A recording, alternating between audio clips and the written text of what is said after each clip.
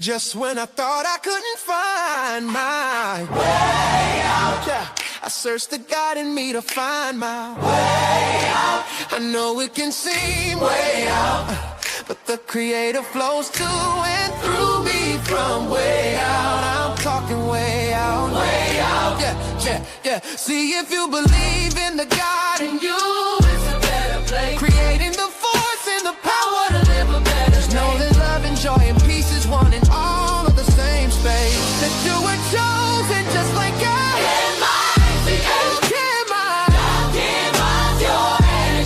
That's right. Only you can make the change. Shake your head at you. Shine so bright from darkness to light. Hey, hey, hey. From darkness to light. Yeah.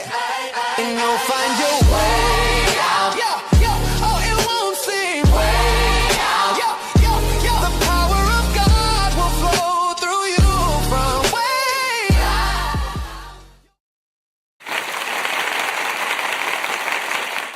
Okay, so the CIA just declassified 17 documents. There's that 17. These are ophanim.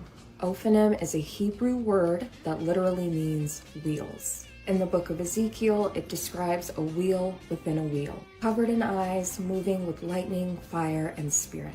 Their rims were full of eyes all around. Continues, the spirit of the living creature was in the wheels. It's saying is that these wheels are alive, they're conscious, and they move directly with the spirit of God. The eyes on the wheels are symbolic of higher consciousness, higher perception beyond the physical world. The fire is symbolic of purification and transformation. The wheel within the wheel is symbolic of multidimensional movement. Spirit moving beyond time and space. This is where the idea of the Merkaba comes in. Kaaba is Hebrew for chariot. Ancient mystics believe that Ezekiel wasn't just seeing heavenly beings, but he was witnessing the divine chariot of consciousness itself. Many spiritual traditions teach that humans possess a light body. Mary Magdalene referred to this as our third body out of our three bodies, which is our energetic vehicle called the Merkaba. Belief is that through prayer, meditation, breath work, alignment, we all can activate this spiritual vehicle that is a part of our being. If thine eye is single, then thy whole body is full of light. Let's look at that word light. Now, of course, normally you would equate the word light to like light of the sun, but it could also mean being light in weight. So your energetic body becomes light, giving you the ability to travel between dimensions. The idea is basically that humanity was always meant to become spiritual beings, aligned with divine intelligence instead of being trapped in material consciousness. So the theory can expand to what we're seeing is not aliens per se, but literally us from different dimensions. When we activate the kingdom of heaven within, we are able to travel and explore more of God's creation. Also wanted to touch on the fact that we've been hearing that a lot of pastors have been given briefings in order to prepare the church. I just want to give a warm reminder to use your discernment.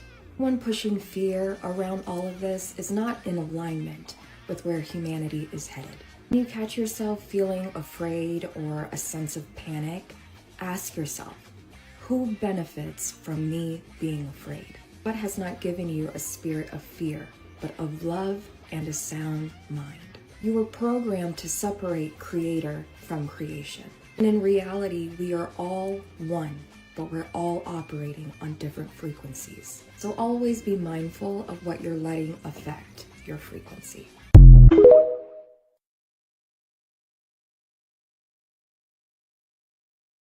And welcome to Alchemizing Energy. I'm your host, DJ Genesis. Today, we are talking about the latest UFO disclosure. So Donald Trump has decided to release the UFO files. And it's more of the UAP files than the UFO files. It's more discussing some of these phenomenon, the record of the phenomenon going on, these ships flying from here to there, And the question is that, what are they hiding? For the most part, it just seems like the same boring, UFO talk, But what is really going on underneath the surface? Let's listen to what a few people have to say. Let's go. Aliens. In the early 2000s, there was a cartoon called Static Shock. My favorite cartoon of all time, my favorite superhero of all time. Used to watch that show like crazy when I was a kid. In season 1, episode 7, there's a man seemingly dressed up like a pastor outside of a mall, and he's screaming at the top of his lungs, "Y'all need to repent. The end is near. I should know, I've been preaching this message forever. The day of reckoning is upon us. I know it for sure. This time." Look at them. Y'all better start repenting, because the end is near. And believe me, I know. I've been spreading this message for years. The day of reckoning is at hand. I am sure of it this time. He said, "I'm sure of it. This time." That part was always so funny to me because it let me know for sure he's been preaching this for years, but with no proof. He's just hoping that it happens. Listen, my grandmother thought Jesus was coming back in her lifetime. Her mother probably so, and so on and so on and so on. But it's not their fault. The church has been preaching this to them for years, decades, if not centuries. I understand that's a part of the Bible and it's in there, but why this so much? Why are they so focused on this specific part more than anything else? Now listen, I've always felt like this is a way that some churches, not all, avoid responsibility. It's like a distraction of some sort. They avoid the responsibility of dealing with the evil that they say is going to bring Jesus back. I understand that it's in the Bible. It's very clear that Jesus is coming back, but it seems like you focus on that more than you focus on everything else Jesus was talking about that's as important. Take care of the poor. Sell your worldly possessions and give to the needy. Can't do that right now. I'm focused on Jesus coming back. Take care of the weak. I can't do that right now because Jesus is coming back. How about accept everybody the way Jesus accepted you? You can't do that right now because Jesus is coming back. Jesus is coming back, and that's on your forefront. That's the most important thing to you, that you're distracted from everything else. Everything else that's as important, because Jesus is coming back. You got to prepare for the return. And every some odd year, somebody comes out with no proof that Jesus is coming back, and they had a revelation, and they know, and then he doesn't. And every some odd years, the government comes out with some type of information to tell you that there's UAPs and UFOs and aliens coming out. And then there isn't. Why? Look, I don't know. But there's always something going on. In 1947, we had Roswell, the alien incident. I know the people back then were like, listen, we just got out of World War II. Can we slow down a little bit, really? Aliens? 1952, we had Project Blue Book. I know the people were like, hey, listen, we in the middle of the Korean War. Can we finish that first, really? Aliens in 2020 and 2021, we had the official UAP reports. I know the people were like, hey, listen, we got COVID right now. We're in the middle of a lockdown. There's protests everywhere. Really? Aliens, and now it's 2026. And they give you another official UAP UFO report. With all that's going on, really? Aliens? In the meantime, I hope you have a wonderful day. You know I love you, and I'll see you tomorrow. But if I don't, stay out of trouble. Doesn't it just seem like every time they discuss aliens, there's always cataclysm? It's always something going on in the world. And all of a sudden, that's when the aliens come. Every time. Welcome. Girl, why do you always pick the wrong? Crazy. I'm just saying, like, the time when my son get off the bus and come in, you know what I'm saying, he wanted to take the laptop for a little while. He's been in school all day, and I tried to get on the phone, but for some reason now it's blocking me. I did it the other day. It's not allowing me to get in. So I'm just frustrated. How y'all doing? We good. We just started. So I might just replay a couple things so you can kind of hear it. But okay, I can't stay on too long because he gonna want that. Even though I got a daggone MetaQuest headset, he can watch his daggone freaking YouTube videos on in live action with all the freaking daggone, you know what I'm saying? But no, he wants the laptop. Okay. he cringing at me right now. Right. Well, you know what? I wanted to hear what your son had to say about this whole UFO thing too. Right. Well, yeah. You know, so when we get to the War of the Worlds part, I'm gonna make him freaking daggone, you know what I'm saying, to come on here and explain, you know what I'm saying, how psychologically weak human beings are, because you know what I'm saying, we are so quick to immediately you know what I'm saying, turn it into a monster situation.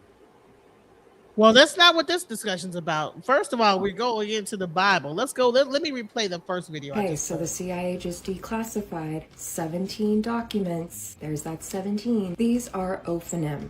Ophanim is a Hebrew word that literally means wheels. In the book of Ezekiel, it describes a wheel within a wheel, covered in eyes, moving with lightning, fire, and spirit.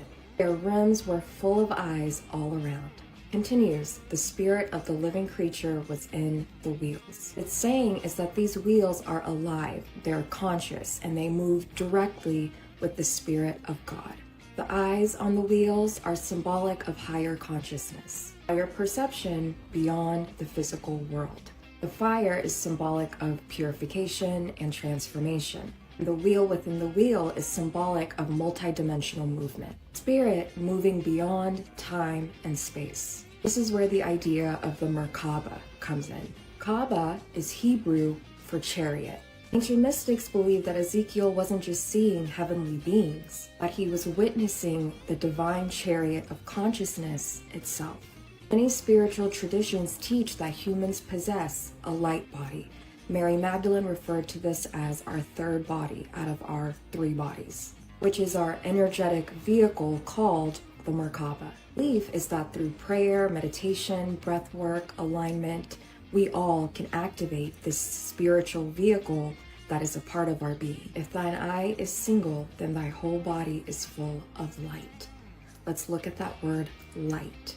Now, of course, normally you would equate the word light to like light of the sun, but it could also mean being light in weight. So your energetic body becomes light, giving you the ability to travel between dimensions. The idea is basically that humanity was always meant to become spiritual beings, aligned with divine intelligence instead of being trapped in material consciousness. So the theory can expand to what we're seeing is not aliens per se, but literally us from different dimensions. When we activate the kingdom of heaven within, we are able to travel and explore more of God's creation. I also wanted to touch on the fact that we've been hearing that a lot of pastors have been given briefings in order to prepare the church. I just want to give a warm reminder to use your discernment. One pushing fear around all of this is not in alignment with where humanity is headed. When you catch yourself feeling afraid or a sense of panic, ask yourself, who benefits from me being afraid? God has not given you a spirit of fear, but of love and a sound mind. You were programmed to separate creator from creation. And in reality, we are all one, but we're all operating on different frequencies. So always be mindful of what you're letting affect your frequency. So what do you think about that? I think that, she makes a point. Like, what if people are capable in their deep meditative state to astral project, and maybe that astral projection is looking like a UAP? Maybe that Merkaba type of thing looks like a unidentified flying object. What if the maybes are speculative, and what we want to do is we want to stay grounded in reality, because what we don't want to do is become an insane freaking nut basket who freaking daggone thinks that they can daggone, you know what I'm saying, astral project, you know what I'm saying, and choke out their ex-girlfriend because they're still pissed at her. Because I'm going through some things. You don't believe in astral? Hold on. Okay. You asked me a question. Let me talk. Well, okay, I'm sorry. No, I don't. No, not magically freaking daggone lighting up the skies and stuff in our dreams. Like, we watch too many movies. We have to stay grounded. Now, I liked how she said it, but I look at it from a very psychological perspective, because there are dimensions within inside the mind. There are layers and there are perceptual dimensions that we can explore, right? However, no, the lights. I'm not going to feed anybody's freaking pseudo imaginations so that they can become more crazy. We have a lot of crazy people out here. We had enough freaking daggone Dr. Malachi Z. Yorks and you know what I'm saying, and freaking daggone polites, you know what I'm saying, bugging out, and what's that other dude, freaking Pharaoh, you know what I'm saying, feeding our people freaking madness, because see, here's the thing,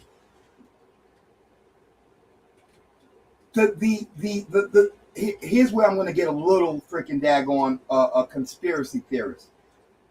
It's so important for the machine, right? The racial, you know what I'm saying, white supremacy propaganda machine to try and keep our people in a state of being out of reality, a state of madness, where we start thinking that, you know, oh, we don't have to worry about why we got to worry about the tethers and the aliens are coming, when we have one enemy right now. Fuck the aliens.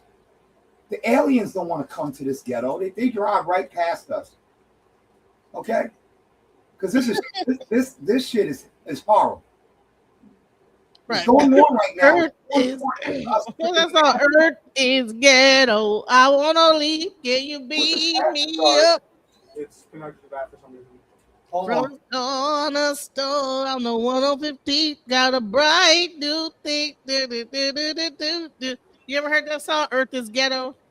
Wait, sing it again, because you went into my son's headset because he was connected, so I missed everything you just did. Oh, no, I would say Earth is ghetto. I wanna leave. Can you beat me up?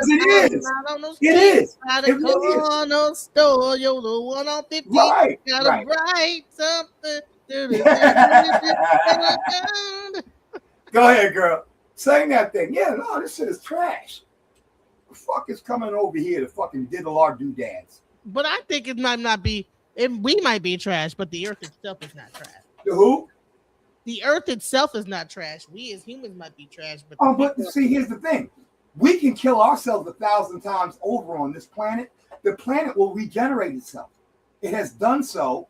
You know how many daggone freaking apocalyptic freaking daggone periods of this planet? We are a small fragment of the Earth's existence. It has had over Zari. Yeah. How many freaking daggone cataclysmic Earth changes have happened from the ice age to all? A shit ton. Excuse my language. Yeah. A crap ton. And we are only living within this little small percentage in between the freaking cataclysmic world events that have happened. And the Earth is still here. We can blow ourselves up. See, we think that, humans, we are destroying the Earth. And we got nuclear power that can destroy this planet 7 times over. It's not the first time we've ever had nuclear power, by the way. I know. Okay, so, but yeah, well, let's stay on course. But even if we did blow up the Earth, the only thing that it would threaten is us. Shit would literally start back over and start to regenerate again. Humans would no longer live, but evolution would already be in process. It always, yes, amen. And that's why they say that there's this like great reset. And what's interesting, what you say, do you know that nuclear bombs are no longer the same thing? They got this thing called nuclear something. It's not even the same nuclear bomb. It's a nuclear something, a nuclide bomb or something, okay, where they could blow the people up but keep the buildings intact. So when they were talking about Trump hitting over there in Iran, people think, well, they're going to level out the whole, like, no. What they're going to do is they're going to drop a bomb. It's going to eliminate all the people and keep all the buildings. So they got like new stuff now that, you know, right, like, come on. Right. And so, yeah. So, I think it's called a nuclide bomb or something. We are the monsters to be afraid of. We are. I'm not waiting for something to come out of space. I'm not waiting for a flaming wheel with freaking daggone eyeballs, wings, and eyeballs. See, all of that is really symbolic, like the sister was saying, but she said it in a language that most people could take and go all the way pseudo with it. But I really heard what she was saying, and she was really saying it in a very poetic way, but it really is not as magical as what you would try to receive from it. I heard what she said, and it's natural.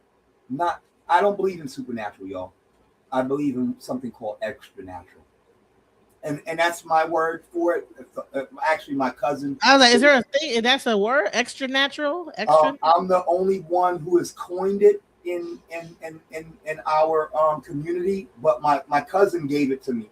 My younger cousin, he said, no, it's not supernatural, it's extra natural, to explain things that are really natural, but seem like they're, like they come out of nowhere, like, self-fulfilled prophecy. A lot of times human beings are actually fulfilling their own prophecy. A lot of times we are the ones who are actually creating our own monsters, and it's not something coming from freaking daggone the nether regions of freaking daggone it's actually our own imaginations creating and killing ourselves. You know what is so crazy? I'm not sure if you saw that live stream I did with I Will Follow Coon. Okay. He talked about even when people think that a person is putting witchcraft on them, right? There's actually a self-created demon that a person can make that can attack you, but it's really something in your own mind. Yes. I think it was called, I forget what the name of it's called. Okay. But it's a name for it that in Yoruba they say that this is really a self-created spirit. Yes. And I absolutely, so if that's in there, I believe that 100%. If you can find that in the Baba, brought that out. I would like to know what that dialogue is and the language that they use in the Yoruba to describe it, because I believe that is real. Yeah, it's a self-created demon that. Yes. So so it's not like ain't nobody gave you ain't nobody got no witchcraft.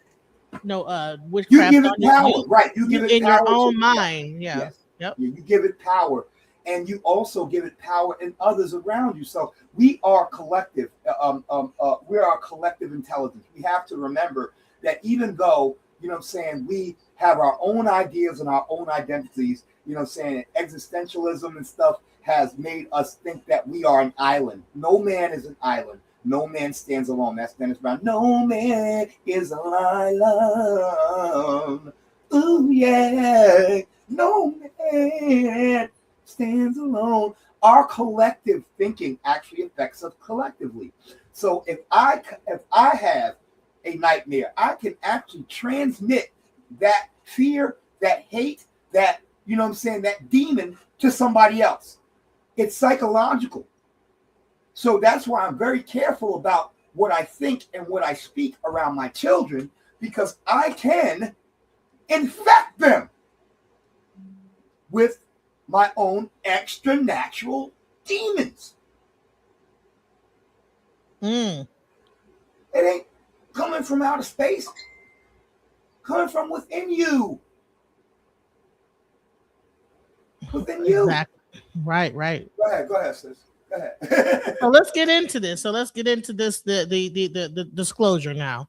Trump has just released the files. And a lot of this stuff people are trying to debate whether it's demons, angels, UFOs, UAPs, or actual human-made aircraft. Let's go. Brazil just made an absolute boss move in UFO transparency and dropped the receipts on nearly 900 UFO cases. This is huge. So on May 31st, Brazil's National Archives released 893 UFO cases to be exact to the public. And we're talking about sightings from 1952 all the way up to 2023, complete with photos, audio recordings, witness drawings, detailed official reports. The files were originally set to drop on June 13th, but they went live early with no warning. And there's some seriously amazing stuff inside. So I've only cracked into it just a touch, and already it's mind-blowing. It talks about cases like the 1977 Polaris incident where locals were reportedly injured by beams of light coming from low-flying UFOs it was so intense that the Brazilian military launched Operacio Prato, Operation Saucer, to investigate. There's also the 1986 Night of the UFOs, where 21 objects were spotted across southern Brazil, tracked on radar and chased by Air Force jets. So if you want to check it out yourself, there's a website you can go to. I'll list it right here. You'll need to register, but the docs are public. A lot of it's in Portuguese, but you can get it translated. Brazil just raised the bar. It's your move, Pentagon. Follow for more, because I'm going to be... Right. So a lot of people are not going to believe this because a lot of people need something to believe in. But one of the reasons why those pastors was called to have that meeting to be debriefed on what was inside of the UFO files before they were dropped is because of what was exposed inside of the files.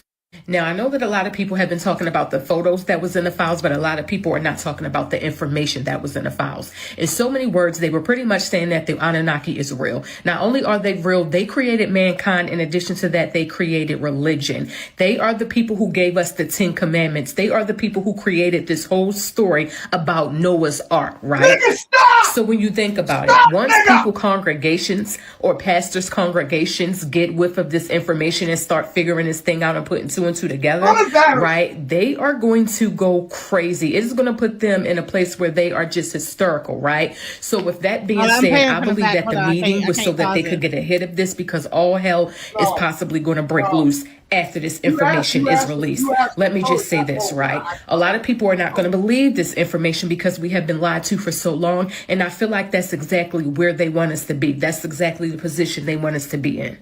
Because here's the thing, right? There is something called universal law. They have to tell us. Not only that, I believe that we are coming to an end of a timeline and we are moving and shifting to the beginning of a whole new timeline. And in order for that to happen, things have to be reset. And in order for things to be reset, a lot of things have to end. A lot of things have to be dismantled. And that is what we are seeing, y'all. I'm going to end this video. Like I said before, it is document 14, page 6. If you have not read it, please go and do the research for yourself so you won't think that I'm just crazy.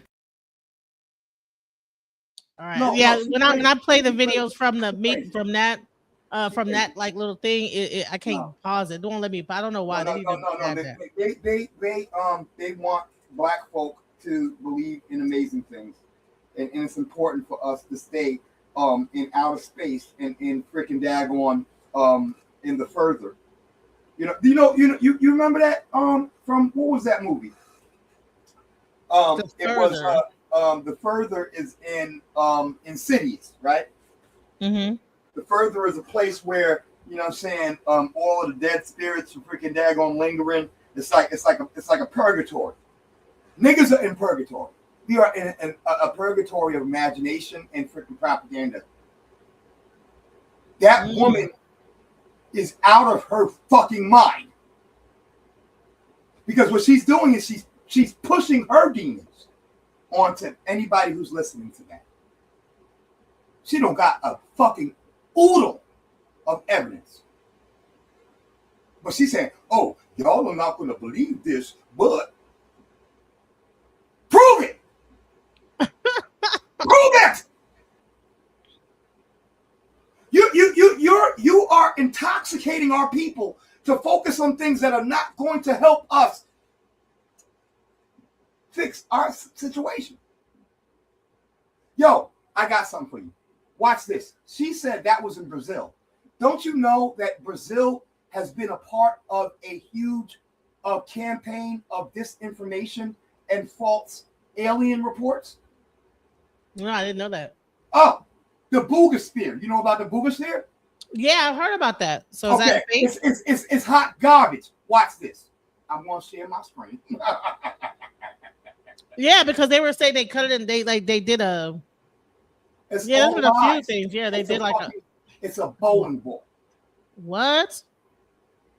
White people, and all of these cats. While you bring that up, yeah, I want to hear about the Boogosphere because I thought that was something real. Go ahead, bring it up. A lot of people are not going to believe this because really bad, right? It's so dumb that if you thought that this was real, you should be embarrassed. You should. Well, I guess I'm embarrassed because I was like, oh, wow, that's pretty crazy. It's not real. Like the dude freaking literally lights this whole shit up. A lot of the stuff that we're seeing because we have AI and we have computers and we have. Okay, so I'm gonna share this here. Watch this dude, man. This dude really eats this whole boogosphere thing up. I'm not gonna play the whole thing. Just enough for y'all to see how stupid we are for fucking goddamn sitting here seeing something on YouTube or on freaking goddamn social media, and all of a sudden some freaking asshole with no degree, with no evidence, with nothing more than her fucking goddamn emotional inflections and her fucking goddamn schizophrenia, schizotypal disorder, trying to sound smart. I have y'all all caught up in some dumb shit that ain't even real. And y'all be sitting over here like, you know what? I think she might be right. No, nigga. Take everything with a grain of salt. Yeah, I saw this first video, the early images. I was like, hold on a second. Is this linked to the Booga parties that Silvio Berlusconi hosted? And then I looked it up and I realized they were called the Bunga parties. So then just never mind. But for some reason, the mystery of the Booga spheres persists. As I said, saw it for the first time a few weeks back. Didn't make much of it. Didn't even deem it to be necessary to make a video about it. Because it's like, could be a balloon, could be something that's suspended. I moved over it. I didn't even want to talk about it. But it keeps coming back. More Booga spheres that then have slightly different names are being spotted around South America, around Colombia. We even have some from China. And in the meantime, Jaime Maussan has hosted just a few days ago a big press conference that was also streamed across YouTube. I'll post the link down in the description if you want to check it out yourself. It is all about the Booga sphere. The whole thing was just about the Booga sphere, and he had the who is who of ufology, if you want to call it that. They are sitting in the front row here. So we have Daniel Sheehan, the left-hand side. Oh, there's obviously Dr. Stephen Greer. Then right next to him, we have U.S. Congressman Eric Burleson. Okay, they all went to Mexico for the Booga sphere announcement press conference thing. And obviously everyone was like, that's going to be great. They have a press conference. They really have something big and monumental to say. They didn't. We'll get to that later in this video, okay? By the end of Analyzer, that is just very questionable, in my opinion, when it comes to the Booga sphere. Things that put its authenticity in question. Because there's quite a lot out there, and I feel people often talk about the Booga sphere and how it was found. And, by the end of this video, you can make up your own mind, but we're going to do a bit of a deep thought. I mean, this year was May 4th this year. This was uploaded, so I don't know if this was the day it was released. It may have been a few days later. But here it says the Columbia sphere is fascinating. It was captured by 2 people simultaneously. It hit high voltage power line and eventually fell to the ground. It's being investigated by Jaime Maussan. And when I read this, I was like, that's not good. Why would it fall to the ground? It's supposed to be like some high level. Obviously, it is South America. So Jaime Maussan is the UFO boss, the end boss when it comes to that part of the world. But this was the video. And again, I mean, while the sphere that we see here makes some impressive movements, right? It's like, look, it goes down and then it stops. It's not unthinkable at the time. I was like, could it be the wind or something? But here it is now. Descending down, and they claim to have found it. Now, what stands out to me is that as far as I'm aware, doing my research, there's no video that seamlessly shows a recording from the moment where the sphere goes down behind the bushes, from them walking into the bushes and actually finding it. What you see here is all we get, at least what I've seen. Feel free to correct me if there is a full video of them that is seamless, right? Of the sphere going down, them going into the bushes, finding it roughly where it came down. Then I'd love to see it, but I haven't seen it. And then you do see the sphere down here. You see it? There it is. It is down. It looks down. I don't know if it is actually down, but it looks like he's looking down the hill. So this is how close we get to the sphere in this video. So we never see a video of him like walking up to it, picking it up. So you would get like this seamless sensation, right? And so that's already, I was like, I don't know, man. So there are photos that show how it was laying there, but it just raises questions to me. It's like, if you find something like that, something so monumental, like it, potentially alien spaceship, drone, whatever we want it to be, and it lands there, why would you stop filming? Why do you take a few photos like this but stop the process of you walking up to the sphere, picking it up, making it seamless from when it disappeared behind the bushes? But okay, Why would you pick it up? Then other videos surfaced Right. that seem to almost look the same. Here is a booger sphere. Why would you touch it? Booger sphere, because the name booger sphere Hell comes from no. the I don't know what's village gonna blow where it up was or recorded, you which know I think what? is called Booga, or close to the village Booga You or feel me? Gascont. So Nail me down on this. watch how he Somewhere do it. again He gonna in do it. Colombia. He But gonna this show. video surfaced from Hold on, China. pause. Okay, so Big here we pause. have another metallic. This guy is going to show how bullshit. He's going to show how once you see, like, you're going to see how. So here, the main thing that I want y'all to see is that there is a huge money backing to creating false narratives, right? And aliens and all kinds of stuff. This is going on in Mexico and the place Booga, you know what I'm saying? And, you know, down there, they had press conferences. Once he actually points out all of the flaws of this thing, you guys, and you know, I don't know if we're going to get through the whole video. I want y'all to just see the main parts of how he destroys it. And then I want you to apply that thinking to every other fucking alien or API claim. I want you to apply the same, you know what I'm saying, cognitive ability, because he debunks this shit, and there are people who still believe this is real. There are niggas out here on YouTube right now and on Facebook bragging about the book that there are Israelites. So hold on. This is one of the things too. I have a problem with the One West community promoting alien talk and the freaking daggone Kimbo Slice Jesus coming out of a freaking daggone mothership. We are out of our black ass minds.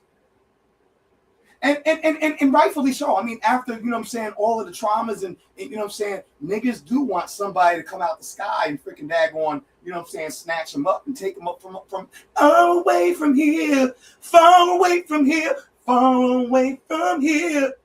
Just jump in the UFO, smoke a blunt, and we are so desperate for some Anunnakis to come down here and whoop Mr. Charlie ass. We ain't doing it. But what you're doing is you're killing yourself. You're killing your community by promoting madness. I mean, freaking daggone schizo-typal.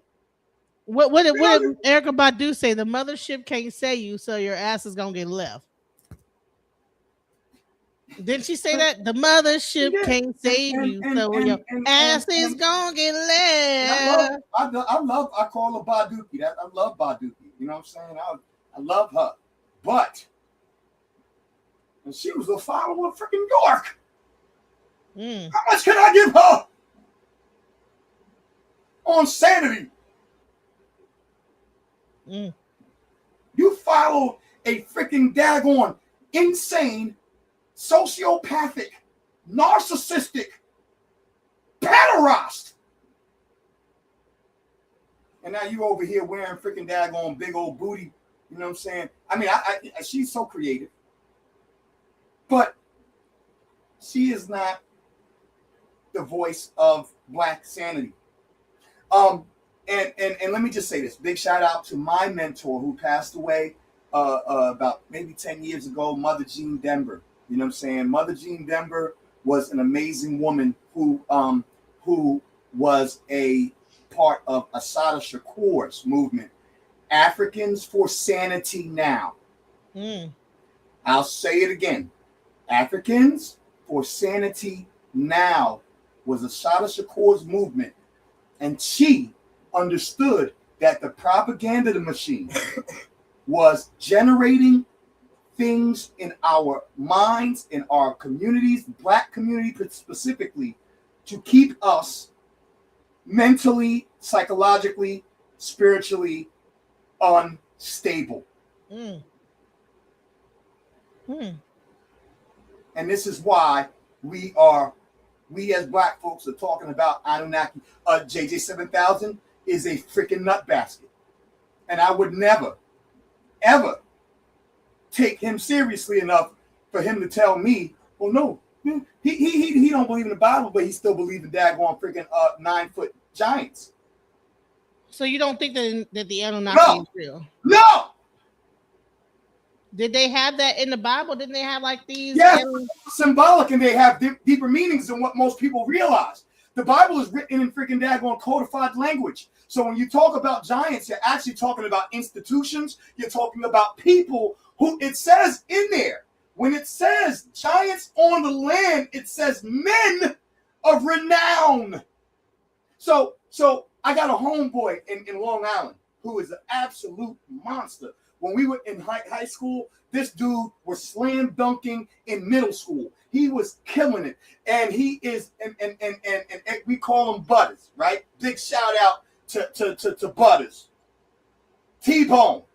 This brother was a giant on the land. You know why? Because nobody could beat him. Not in basketball and not in fighting. This dude was so amazing at being physically skilled that his name traveled all the way around Long Island in the streets and in the prison system. He is a big monster. If you ain't from New York, you don't know what a Bing monster is. The Bing monster is the dude that gonna take all of your commissary and you gonna give it to him willfully. Wow. Because he's that giant on the land. We are looking at the language all wrong. A person who is, we have people like that. You could say in basketball, Michael Jordan, and that's why they put him in a movie, Spaceball, to make us look at aliens.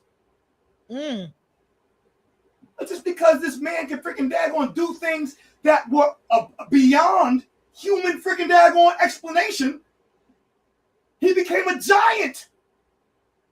That is what a right. That's what they when they said the Anunnaki. That's what they meant by that. Not Anunnakis and Nephilim. It's not what we think it is. They're not aliens coming from another planet. Powerful human beings that can make you believe in aliens.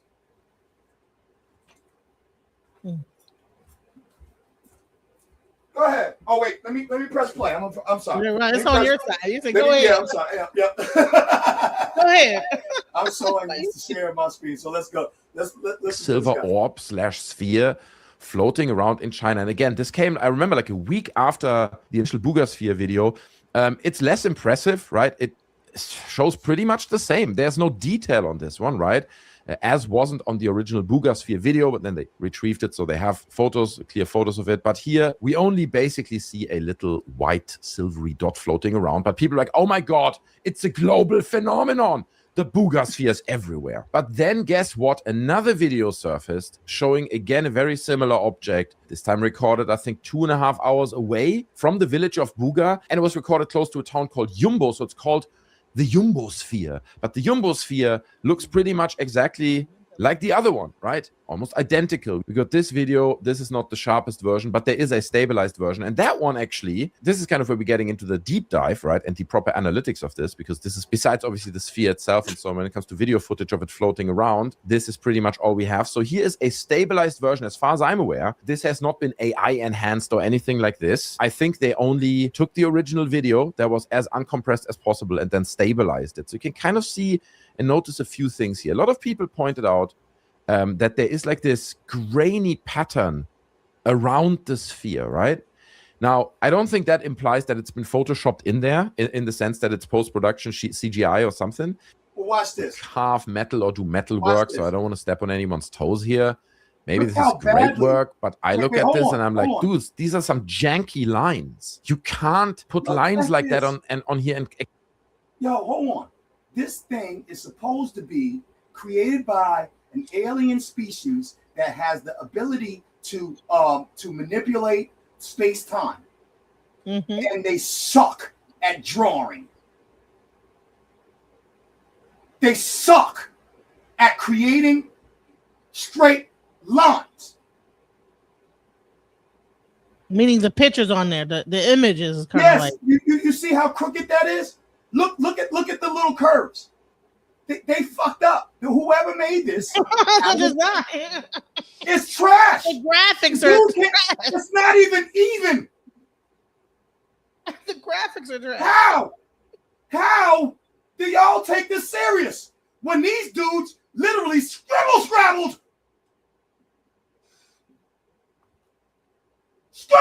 on it and couldn't even get the line straight? Oh, but this thing is supposed to be able. And then he showed where he could prove that it was hanging from a string. You, da, da, da, da. Yo, booger's hanging on a string now. The booger's hanging on a string. I'm not your playing thing. You. Garbage! And you got people running around here not paying attention to the detail to find the human error. They're just running out here. Oh, yeah, no, the boogosphere. The boogosphere. The boogosphere. The booger sphere. It's a straight booger. And listen, they said that they tried to use whatever kind of X-ray, technology to look inside. They use like a what's it called, a damn they use what's it called? How could you put first of all, they said they used, was it an MRI or a CAT scan? Yeah, they used something. Wait, hold on. When I think about how that couldn't happen, an MRI or was it a CAT scan? I heard a person had a necklace on. Yeah.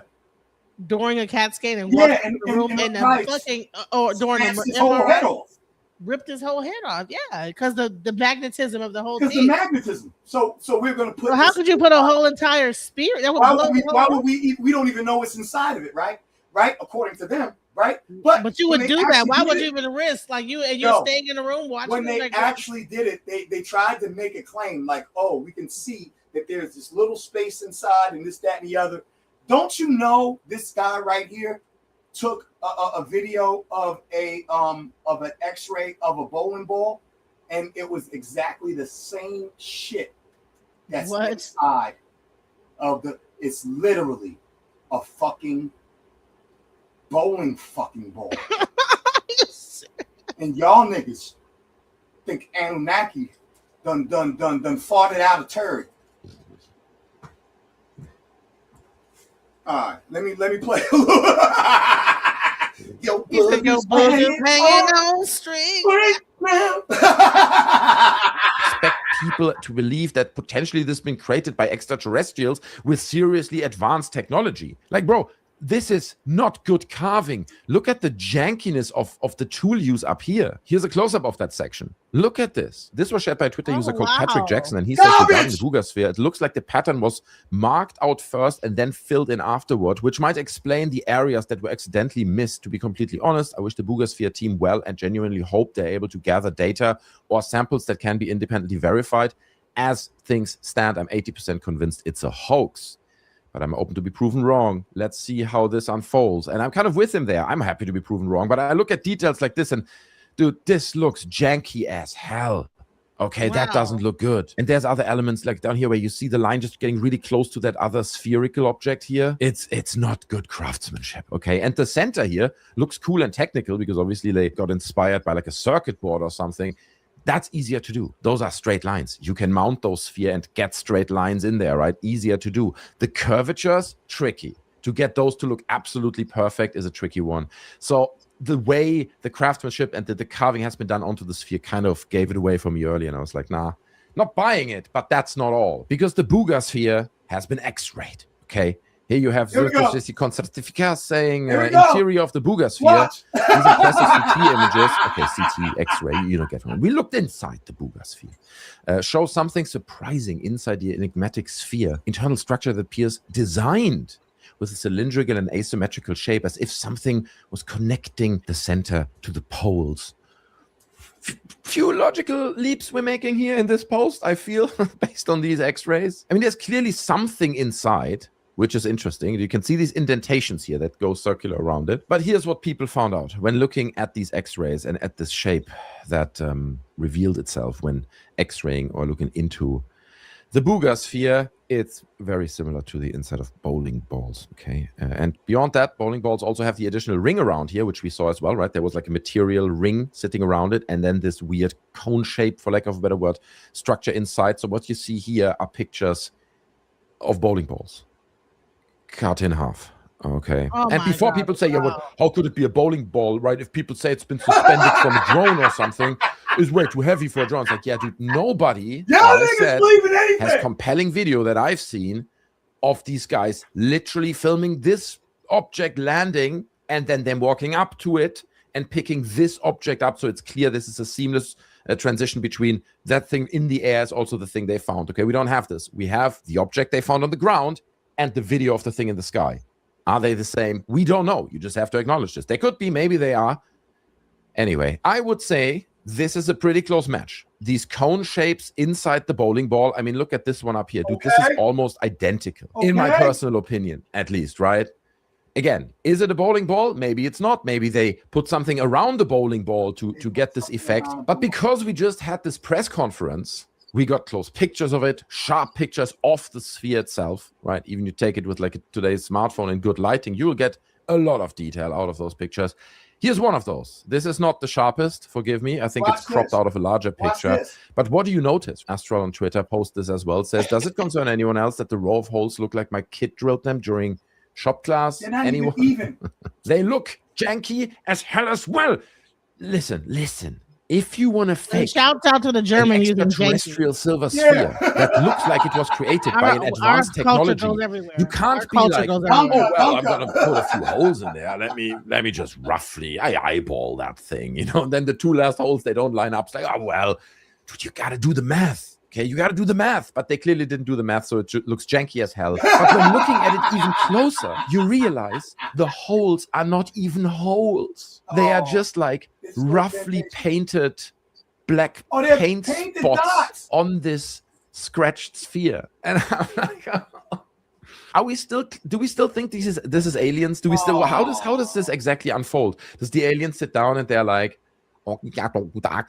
that's how they speak, right? I speak alien a little bit with a thick German accent, which basically translates to, let me just paint like a few black dots or something on this drone sphere hyper advanced technology that we have here.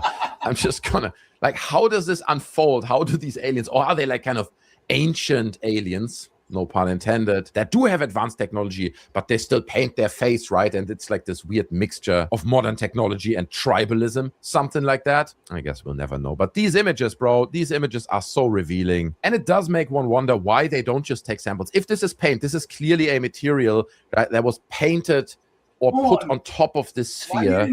Why don't you take a sample of that material and get that analyzed? Dude, if this is alien, if this was made on a different planet, surely something within this alien paint would not look terrestrial. But if the paint analyzes to be an exact match to some form of terrestrial paint, that would tell us a lot. So, I wonder why they didn't do that yet and analyze that paint. And then there's also this tweet from a man called Ronnie Vernet.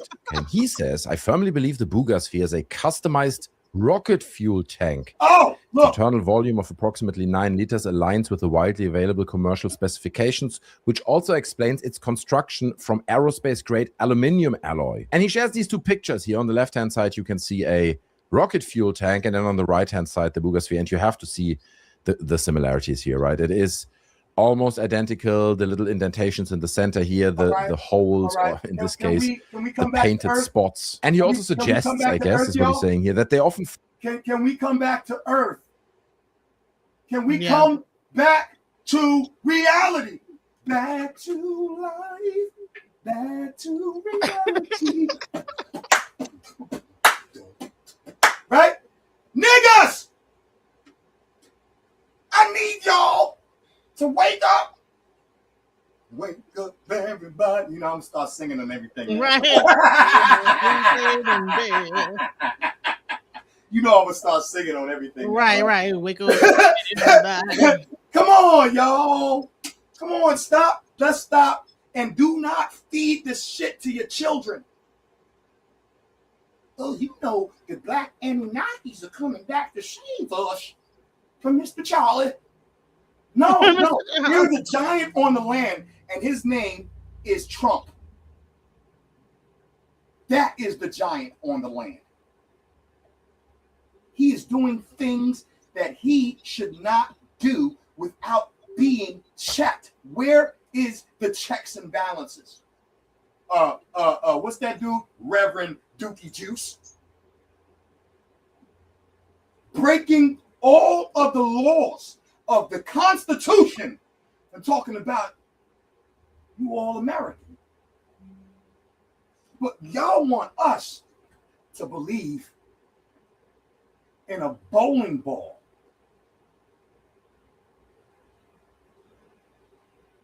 I'm done. I'm just going to sing the songs I like to sing until the earth fucking blows up. Because ain't none of y'all niggas going to fucking goddamn fix your face.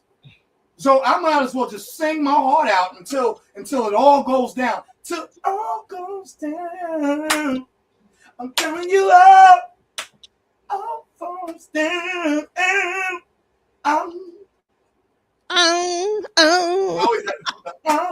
That's everything. You gotta throw the yeah, you gotta have that. So yeah, we are done. Okay, I'm gonna stop sharing. Go ahead, sis. All right. So hell, even Neil deGrasse Tyson, I think he had the same sentiment. Yeah.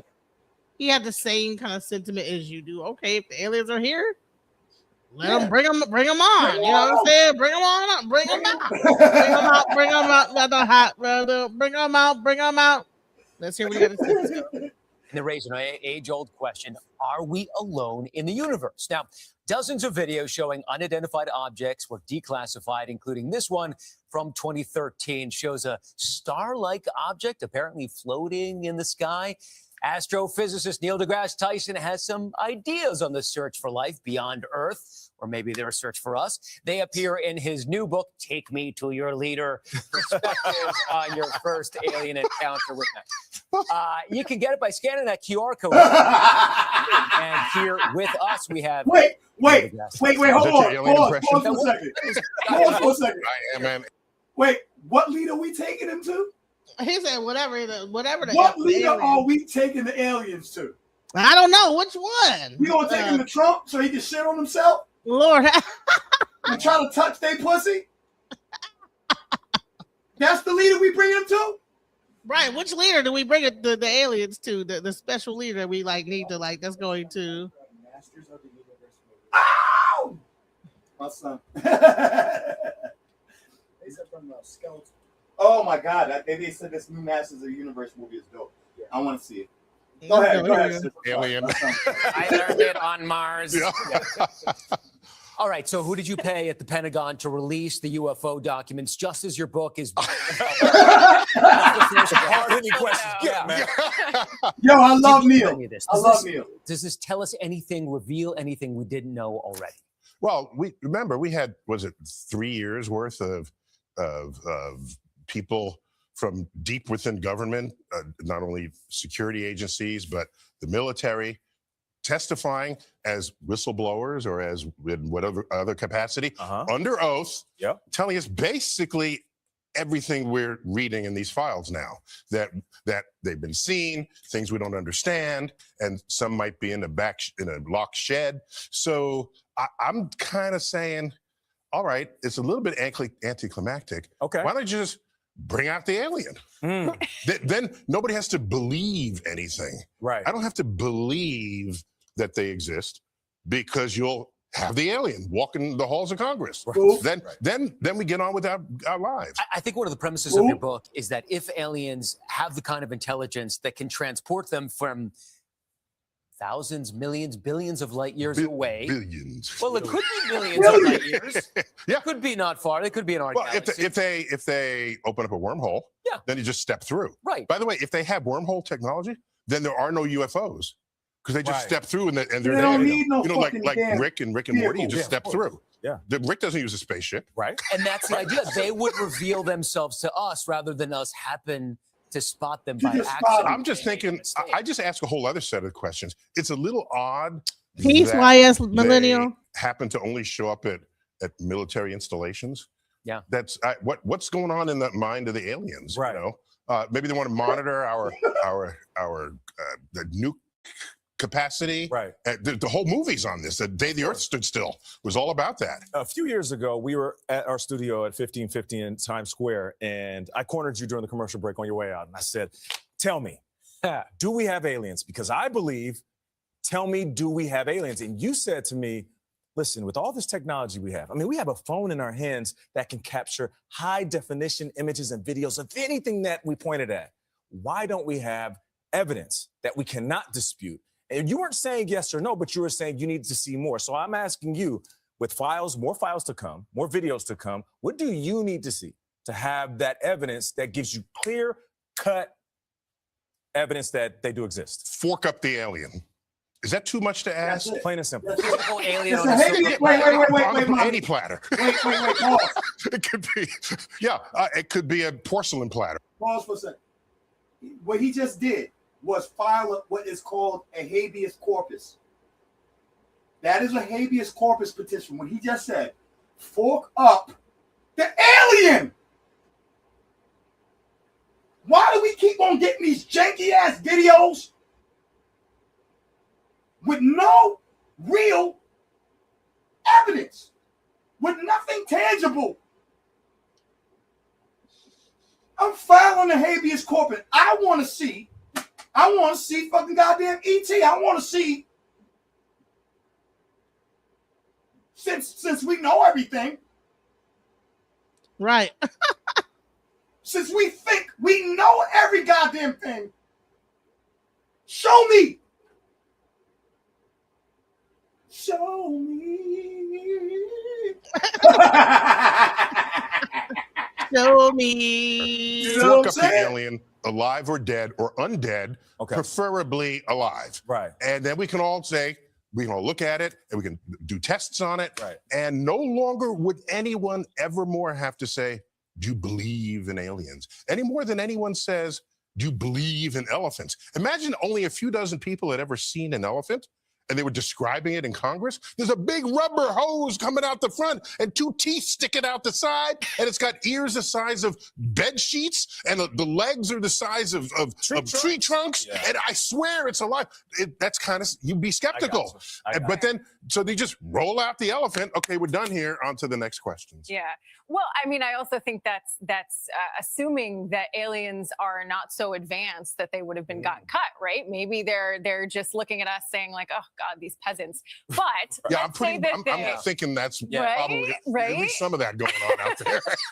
But you have this wonderful book, Take Me to Your Leader, Perspectives of Your First Alien Encounter, to basically, prep us if you do. It's really a celebration of all the imagination we've had about aliens in our pop culture, in our movies, in our television shows. So what I do is I analyze what properties, what powers, what levels of intellect have manifested in what we've created, and to see how realistic that is, what is possible, what is not, so that when they arrive, you can have some sense of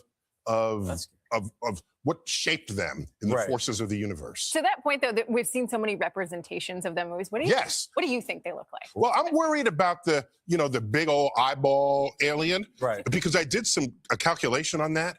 If their brains are in the same skull as their eyeballs, if the eyeballs are that big, it leaves less room for brains. And so, and it's not only aliens, but it's also like many Disney characters, like Elsa in Frozen. Yeah. Right. Big old eyeballs. So they'd have smaller brains like horses. So I worry that the aliens might be stupider than you think.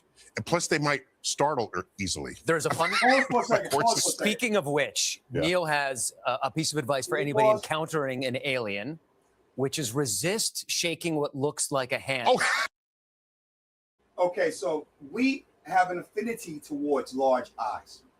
And where do we get that from? From our love for our babies. When we have little babies, their eyes are bigger. You know what I'm saying? They're huge. And there's so much love and joy, so much love and sensitivity in those eyes, and so the manipulation of the imagery of aliens comes from our own subconscious mind that is drawn towards large eyes. We love babies. I love babies. And you know, why do they all have like these small childlike bodies, like childlike bodies? I mean, when I look at my daughter, I was like, I she's thought like they were little supposed to be gray. Anunnaki. I thought they were supposed to be Anunnaki and Nephilim, which would make them giants. Why is their body small and their heads big like a baby, and they have these big, old, freaking daggone, adorable eyeballs? Adorable eyeballs. Adorable. Why are the eyeballs adorable? Why? You know what I'm saying? Because it's our subconscious mind superimposing anthropomorphic images that we have an affinity towards and placing it on something that does not exist beyond our imagination.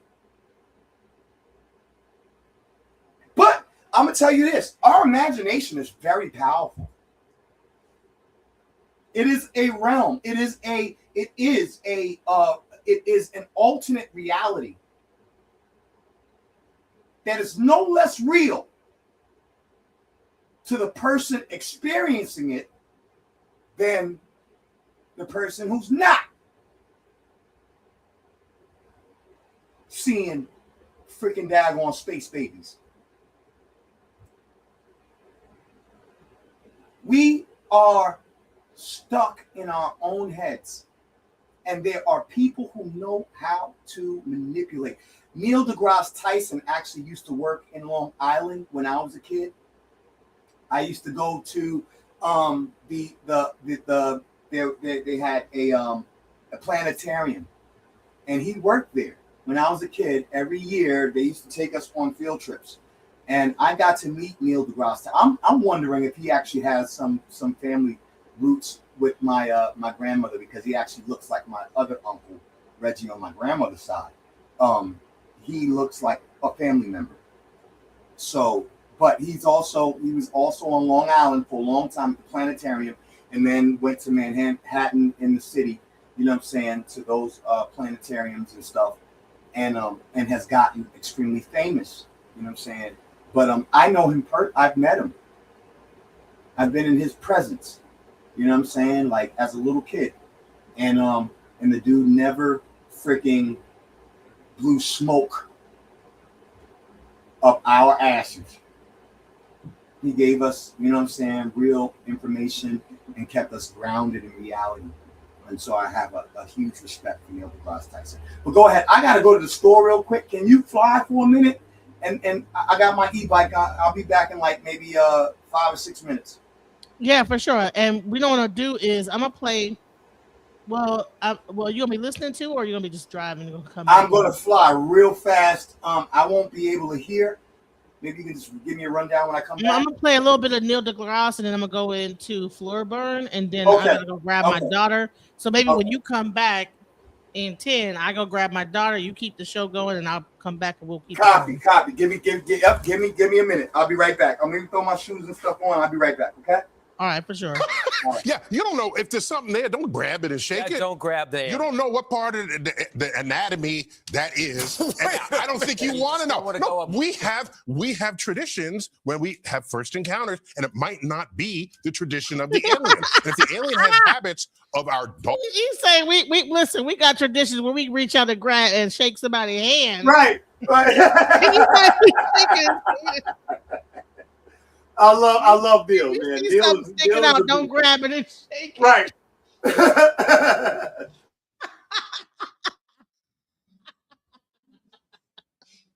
That's crazy. He said we have traditions. Dogs, for example, the first thing that they do is come around and sniff your butt. Yeah. And you're gonna think that's weird, but not to the alien. And we're gonna end it right there. Yes, Tyson, thanks so much. Take me to your leader perspectives on your first alien encounter yourself tomorrow. And there's the QR code. And Neil deGrasse is he said they're gonna come around and sniff your butt. You know what I'm saying? You can tell he don't believe none of this shit. He like, I don't believe None of this it. shit. None of it. None of it. I don't believe that. Not an ounce. Not an ounce of it. No, he doesn't. And we also, here's one of the things he had said. He said, yeah, okay, copy, Deeks. Yeah, he grew up in Castle Hill. Av, okay, so that makes sense because he was working very diligently in Babylon. I think it's like Deer Park, where we had the planetarium. I don't know if it's still there. I forget the name of the planetarium in Deer Park on Long Island. So he was working there, and he was also in the city. Like one time we had gone to the planetarium, we saw Neil, you know what I'm saying, as kids, you know what I'm saying, jumping off the bus, and oh, it's Neil deGrasse Tyson. We didn't know he was going to be famous, right? You know what I'm saying? He was just the black guy who worked at the planetarium. And then later on, you know what I'm saying, we took a school trip to like the museum in New York, and he was there again. And I'm like, nigga, you doing the thing, huh? You doing the damn thing. How are you here? And you was over there just, you know what I'm saying, a couple of years ago. So, you know what I'm saying? Big shout out to Neil. But he is a brother that we really need to pay attention to. Now, I am a spiritual person, but I'm not freaking out of sanity. I'm grounded in reality, right? Because science, and then my spiritual part, I understand psychology. Unc West, evolution is not the end all to the discussion. And you just calling people pseudos and stuff because we explore different areas of our psychological mind does not minimize us as intellectual beings.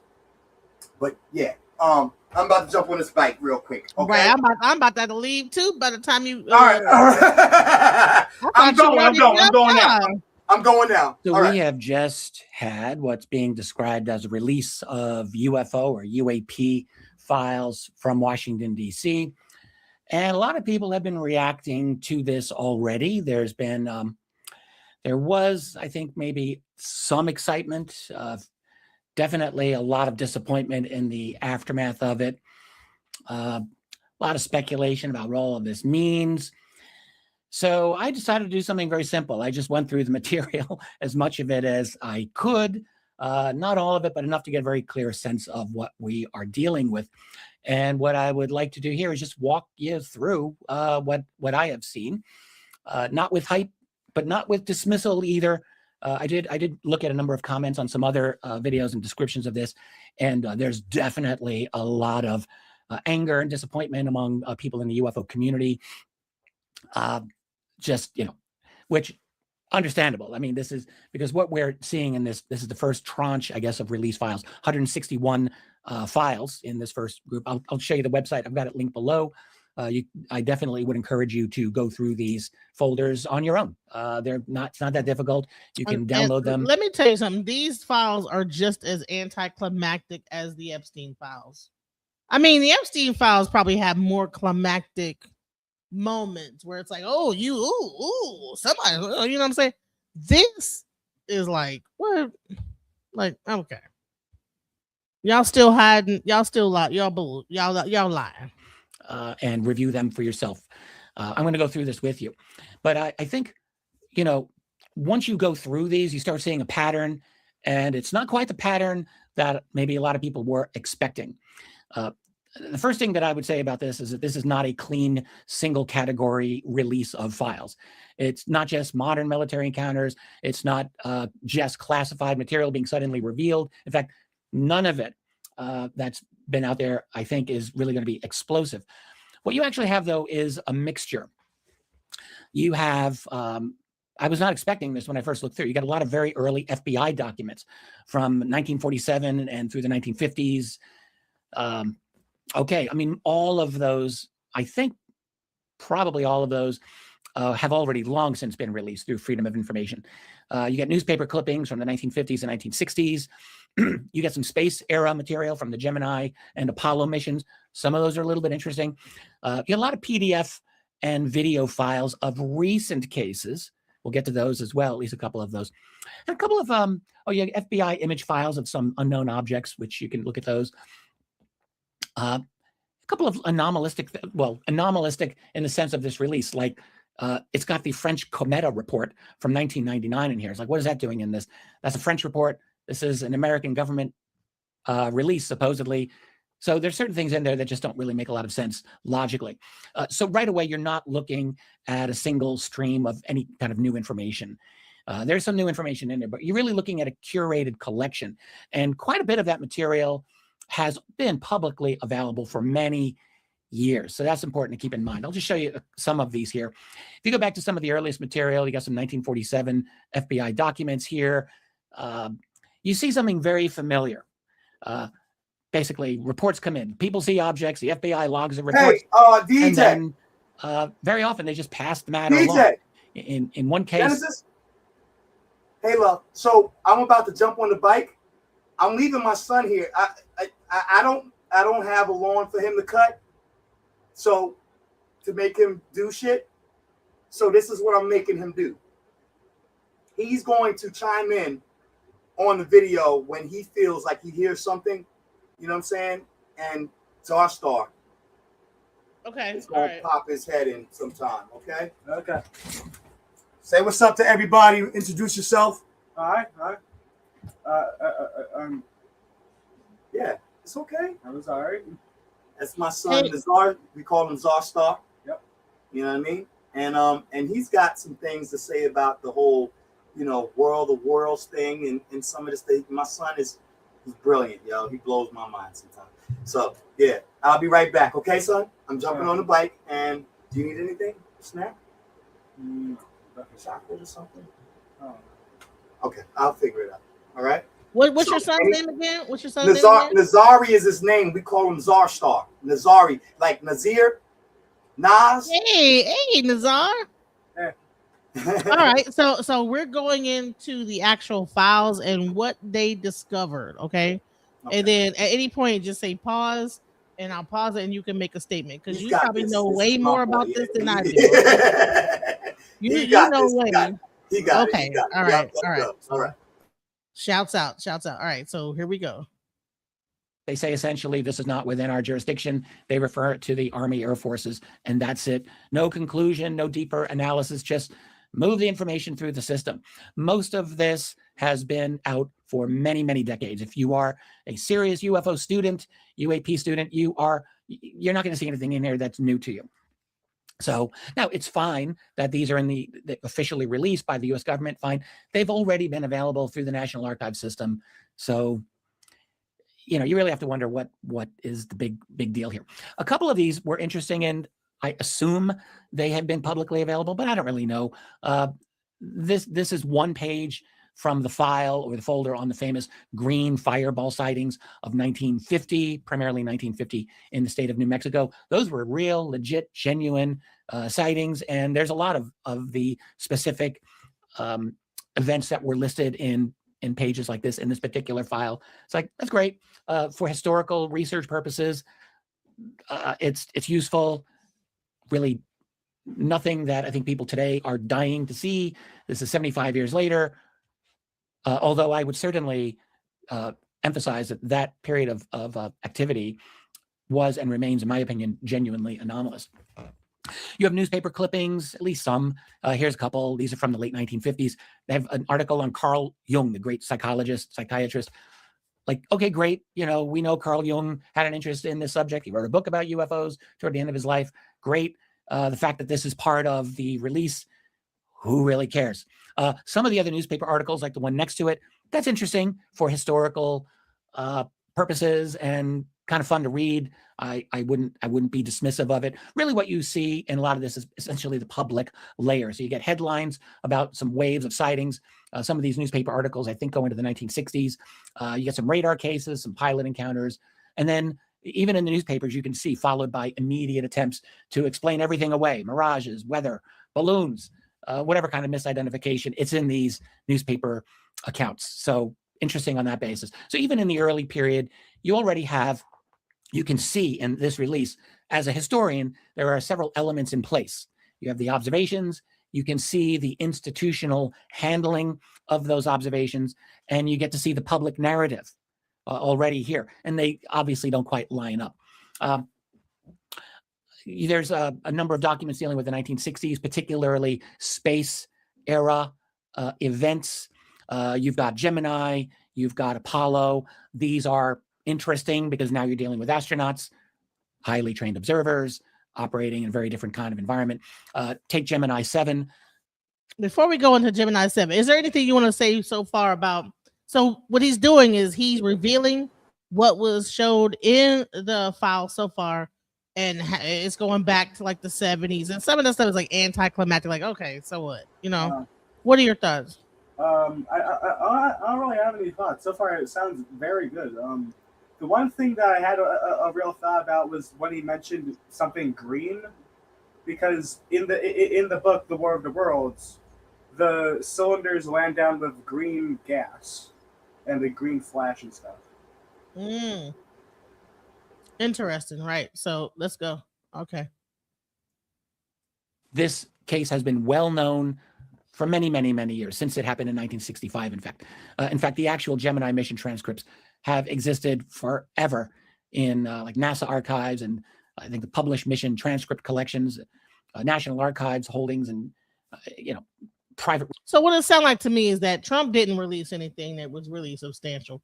He released things that were already put out in different archives already, and then try to make it like he was releasing something. Let's go. Researcher circulations. We've had this for a long time. So the U.S. government is releasing it again. It's still interesting. If you're not familiar with it, this is 1965. They report what they call a bogey at 10 o'clock. They're looking at something. They're tracking it. They're trying to identify it. There's also a field of particles around them. And again, there's no dramatic conclusion. There's an observation. There's discussion. There's uncertainty. It's interesting. Could be anomalous for all we know, but that's really it. Anyway, that is in there. When I was looking through it, I saw a folder on Apollo 11. That was definitely interesting. And in fact, this was kind of fun to go through. The Apollo 11 mission, I mean, obviously, that's probably the most well-known astronaut mission of all time. And I was interested in what this, because over time, there was an incident that was discussed by Buzz Aldrin starting in 2005 that got a lot of media attention. And so this, in fact, you can see this is the cover page, and it says in the top corner, 251 pages. That would have been great. There's actually only 11 pages in this particular release. So, all right, whatever. But what you get there is they are describing, and Buzz Aldrin talked about this in 2005, on their way to the moon. So they're out of Earth orbit, and they describe, and this document is from July, the end of July 1969, after they've returned. So they're talking about this at the time. And I was not aware of seeing this. This may have been available. Probably NASA scholars can correct me on this. I was not aware of this, however, so it was fun for me to read.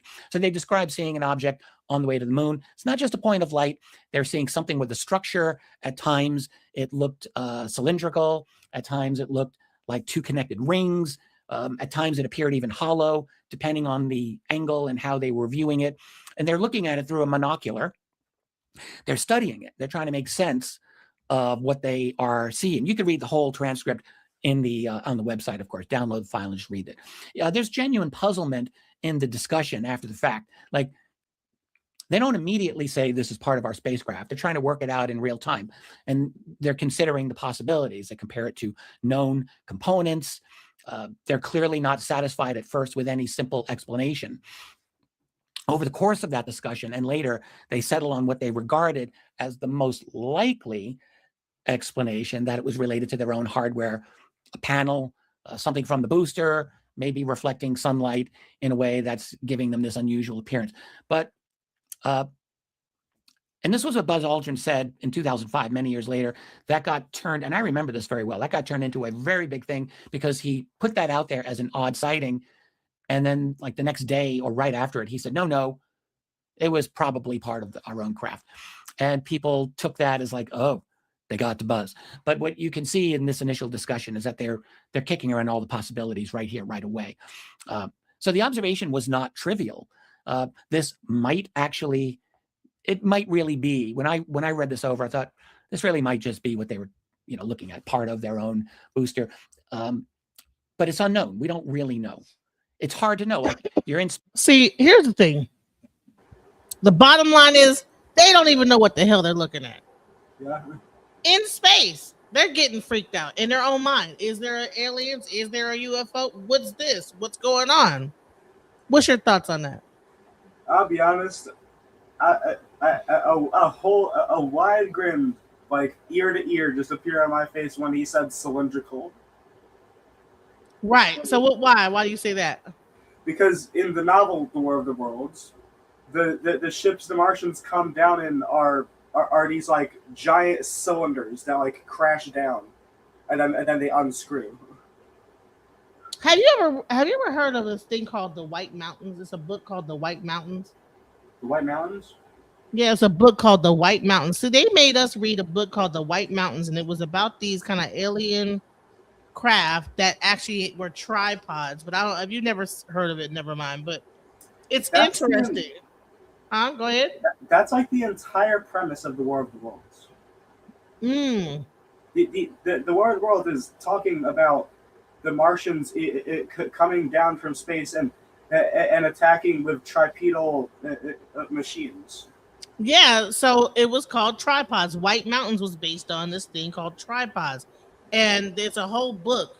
Go read White Mountains. That's gonna really blow your mind. Yep. And how they would bring people up and do experiments on them and put them back down, and there was like this whole thing. Go read the book called The White Mountains. It was you had to read it in high school when I was growing up, but now it's banned. It's a banned book. White Mountains, 1984, all those books are banned now.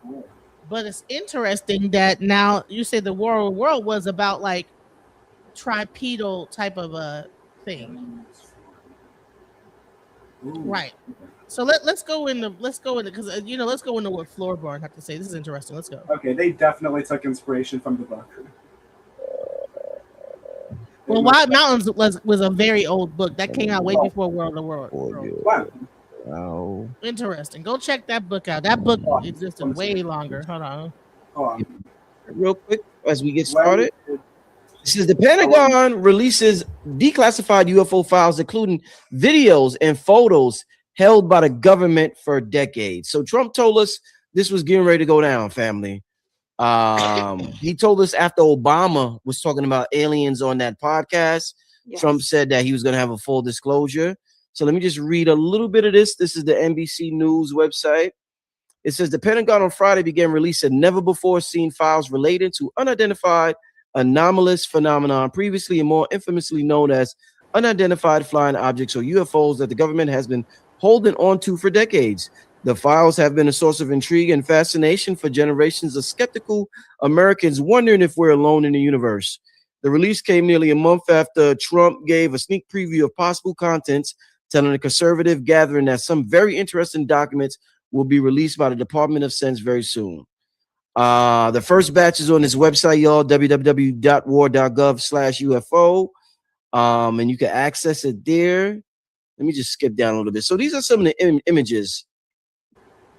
This is right here, this image right here. You can see this white orb going through these windmills at a very fast pace. It says the U.S. Indo-Pacific Command submitted a report of an unidentified anomalous phenomenon consisting of 1 minute and 39 seconds of video from an infrared sensor aboard a U.S. military platform in 2024. So this was in 2024. And by the way, the files was over 160 files, and it's detailing more than 400 incidents from around the world, family, going all the way back to the 1940s. This image right here, Flebron, they saying this is from a landing site of Apollo 12, and it features a highlighted area above the horizon in which you see like a line, a vertical line of blue lights. Another one from the moon shows a triangular formation that was made by, I guess, those same blue lights, and that is supposedly on the moon as well, Apollo 17 mission. That's it. Hold on. So World of the Worlds was. Yeah, it was released in 1897. And White Mountains released in 1967. Okay, so maybe they got that from. According to my search, it said released on April 1st, 1967. So. Oh wow! So maybe okay. Listen, hey, shouts out to the research, right? So World of Worlds, and then White Mountains came out after that, and it was based on the tripod. So maybe they got their story, but they made us read that in high school. I'm 48 years old. They made us read that in high school in 1993. White Mountains, not the World of the Worlds. So did they make you guys read World of the Worlds in high school, or was that like you had to read that? Well, last year they made us read a book about the War of the Worlds. They made you read that, so it was like that was you had to you had to do a report on that and everything, huh? Like just like a quick thing we were talking about it, and I'm pretty sure from a lot of sources, H.G. Wells is kind of like referred to as like the main like father of like the generic alien invasion thing, where they like just come out and start blasting with heat waves and stuff. Oh, okay. So you taught me something. I thought that White Mountains was a really old book, but it wasn't as old as I thought it was. That's crazy. You just taught me something. Listen, from the mouth of babes. Listen, they'll teach you something. Shouts out. How old are you, son? I am 13 years old. Yes, shouts out. See, and listen, they had us reading those type of books and stuff like that. You know what I'm saying? 13, reading books about aliens in high school. So I don't know if they were training us to get ready for it in high school, even at our age. And Big Brother 1984, I had to read 1984. I had to read White Mountains, and it all had like these kind of like alien type of or Big Brother like things that are right now happening. So, and now you're reading World of the Worlds. That's interesting that they're doing that. Let's go. 1972, and you know what I want to show before as we get to start show started with LeBron. I want to start out and I want to show this just to start the thing off. Hold up, where's it at? This 8-pointed star. Yeah, I want that. Let me rewind that a little bit. Yes. 8-pointed star.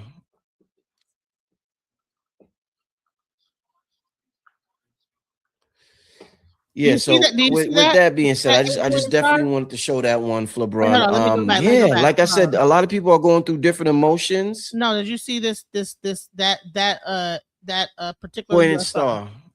See that? What do you think about that UFO?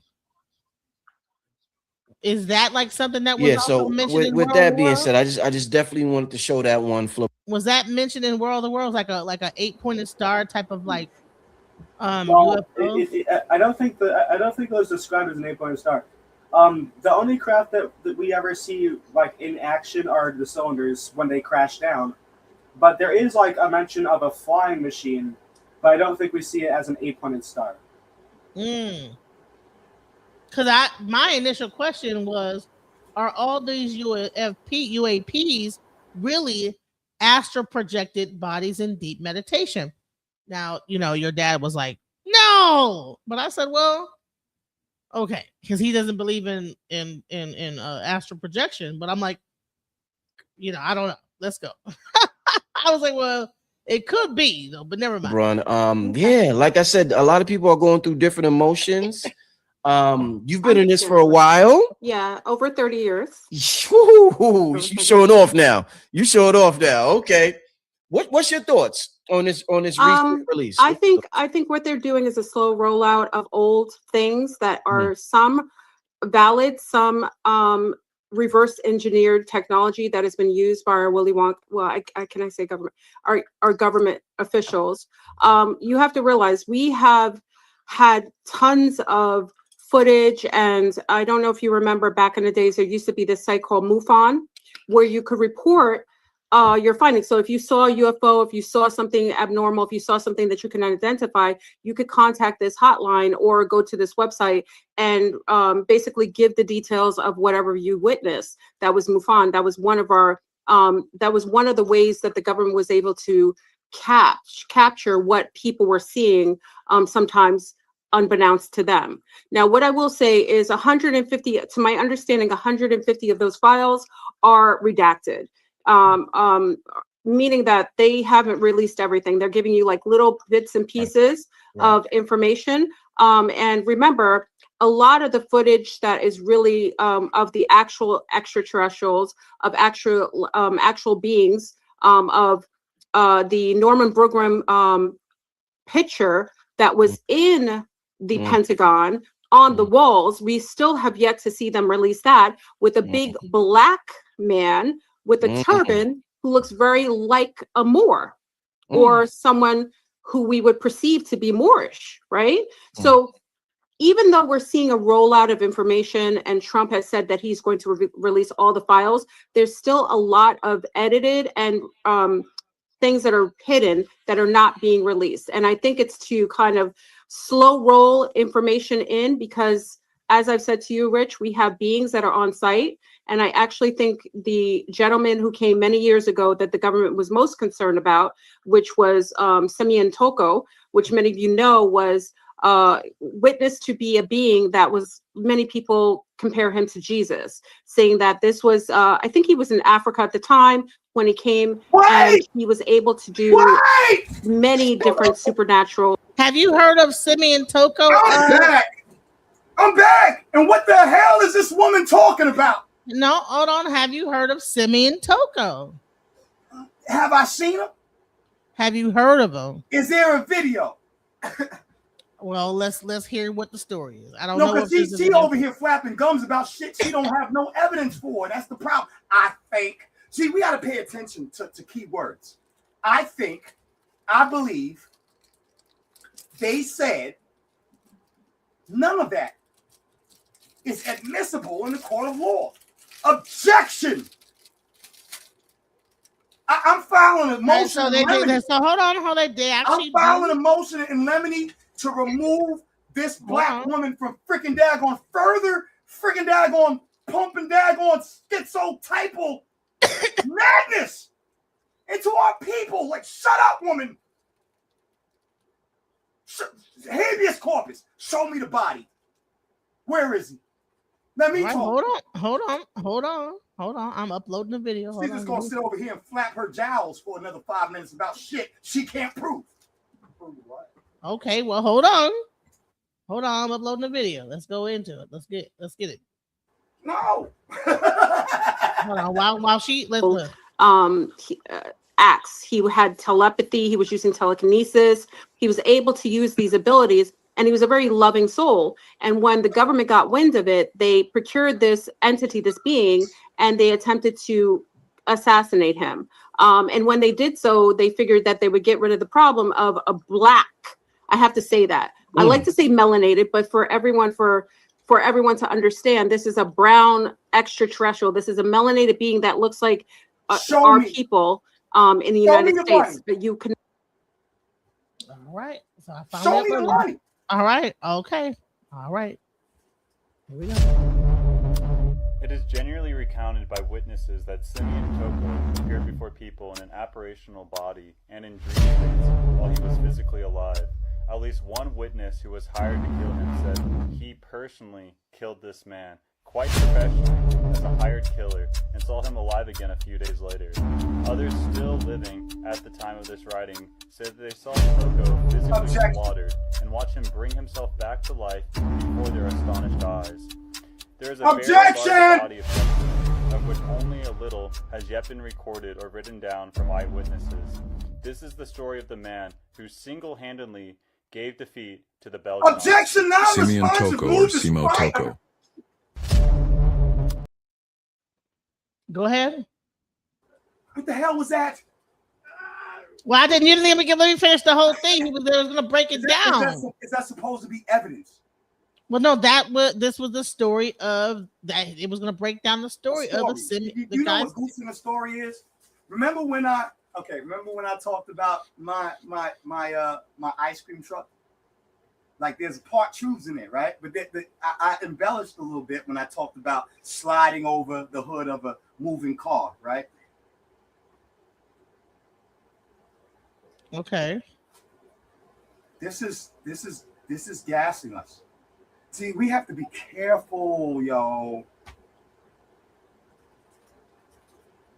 Y'all know what schizotypal does? Schizotypal, you look like you can actually talk and function like you are, you know what I'm saying, not mentally ill. However, it's people who have schizotypal disorder have amazing imaginations, right? Not that imaginations are great are bad. We should have imaginations, but these people actually believe that their imaginations are real. And then they talk to you like a normal human being, tell you some shit that they can't prove, and say it in such a way that's so convincing that you're over here now thinking that, you know what I'm saying, you're about to get your booty probed by a fucking goddamn a brown fucking alien. Nigga, stop! Shut up, woman! Oh! Alright, I'm going. I'm going. I'm mute out. I'm mute out. Oh my god. Look, Zastar, you know what I'm saying? Yeah. Okay, here we go. Where we at right now? We in fucking science fiction. One of the chapters. Go ahead. So the people. Oh, now So you're this is the guy. Hold on. So this is the guy known as Simeon Toko. So this is a real person that they're saying that they believe was the Black Jesus alien creature that they. So this is a real story of a real person that they have pictures of that they're saying at one point was an alien. He came back together. And no! No! Just no! How about no? How about no? Okay. Well, I'm just saying, is you're saying now we gotta believe it. Well, I'm not because he's not gonna believe it. We gotta believe it. No, it's just that you're saying that show us That's images not of the evidence. That's but not no. You're saying it. No, the Negro. evidence is It's a picture of a random nigga that they're putting a story to without no evidence to support the story. Wait, what is he showing picture? Wait, what is that? A alien head? What are we? I'm just showing a plushie of Wally. Wow. Pixar film. Yeah, because we in Pixar land now. We in Pixar land now. Okay, all right. So listen, stop yelling so I can tell the story of Simeon Toko real quick for people that don't know about him. Simeon Toko for a minute. For those that aren't aware who this gentleman is, this guy actually displayed actual powers and abilities, all right? The Cabal made several attempts on Simeon Toko's life and were unsuccessful executing him. Simeon Toko is the personification of what we're going to become when this cosmic green Etherian energy engulf us and activate our deoxyetheric acid. This is why it's important to tap into your true primordial mind and remove the glasses that the Matrix wants you to wear. Simeon Toko was referred to as the Black Jesus or the real Jesus. Now, Simeon Toko helped liberate the Congo from the Portuguese. His timeline is from 1918 to 1984. There's stories of Simeon Toko actually stopping a plane in midair, okay? Which means that Simeon Toko had to have some type of telepathic ability to actually be flying mid-flight and get this plane to actually freeze mid-flight. And Simeon Toko actually did this. Simeon Toko was a miracle worker. They knew he was a miracle worker. And when they caught wind of Simeon Toko, their objective was to come over there and assassinate him. They made several attempts to hurt Simeon Toko, but couldn't hurt him, okay? Simeon Toko literally would regenerate. And at one point, they also chopped Simeon Toko up, right? His body up, scattered his body in different parts, and Simeon Toko still regenerated. When Simeon Toko regenerated, they start yelling, Eo Deus, which means he is God. Stories also indicate that Simeon Toko summoned muscle-bound angels, okay, that appeared in the Congo, and these beings were throwing tanks. Now, Simeon Toko's objective was to actually get the Cabal to realize the treacherous and tumultuous ways, their cynical ways, and what they were doing, all right? And that they were actually going on a path towards destruction. But they wasn't hearing Simeon Toko. So what Simeon Toko told them in his conclusion, he told them, okay, I see I don't understand what I'm saying, but many will return just like me. That's what Simeon Toko told them. And that's the time that's now. I mean, so that's what she's talking about, that story. I mean, no. There's no evidence of that. He's just putting a freaking a picture up of a random nigga and telling a story that you don't have no verifiable freaking daggone supporting freaking daggone information about. But then you go, well, hold on. But then going to ignore Haile Selassie over in freaking daggone Ethiopia, who actually has genealogy to Jesus. Somehow this nigga is space Jesus. Come on, right, B. so, That's hold on. Come on, B. Like, no. So I looked up, did Simeon Toko actually exist? That doesn't mean that he was an alien or Jesus. He was a real person, an But it doesn't Angolan mean that religious leader born in 1918. Objection. Wait, why are aliens and Jesus at the same time? They're saying aliens and Jesus at the same time, like dude. And none of this, he could have been a real person. Okay.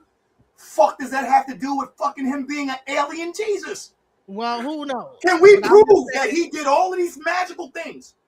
We can't even prove that Jesus did it, but somehow they give you an old picture of a random nigga and we gonna believe it.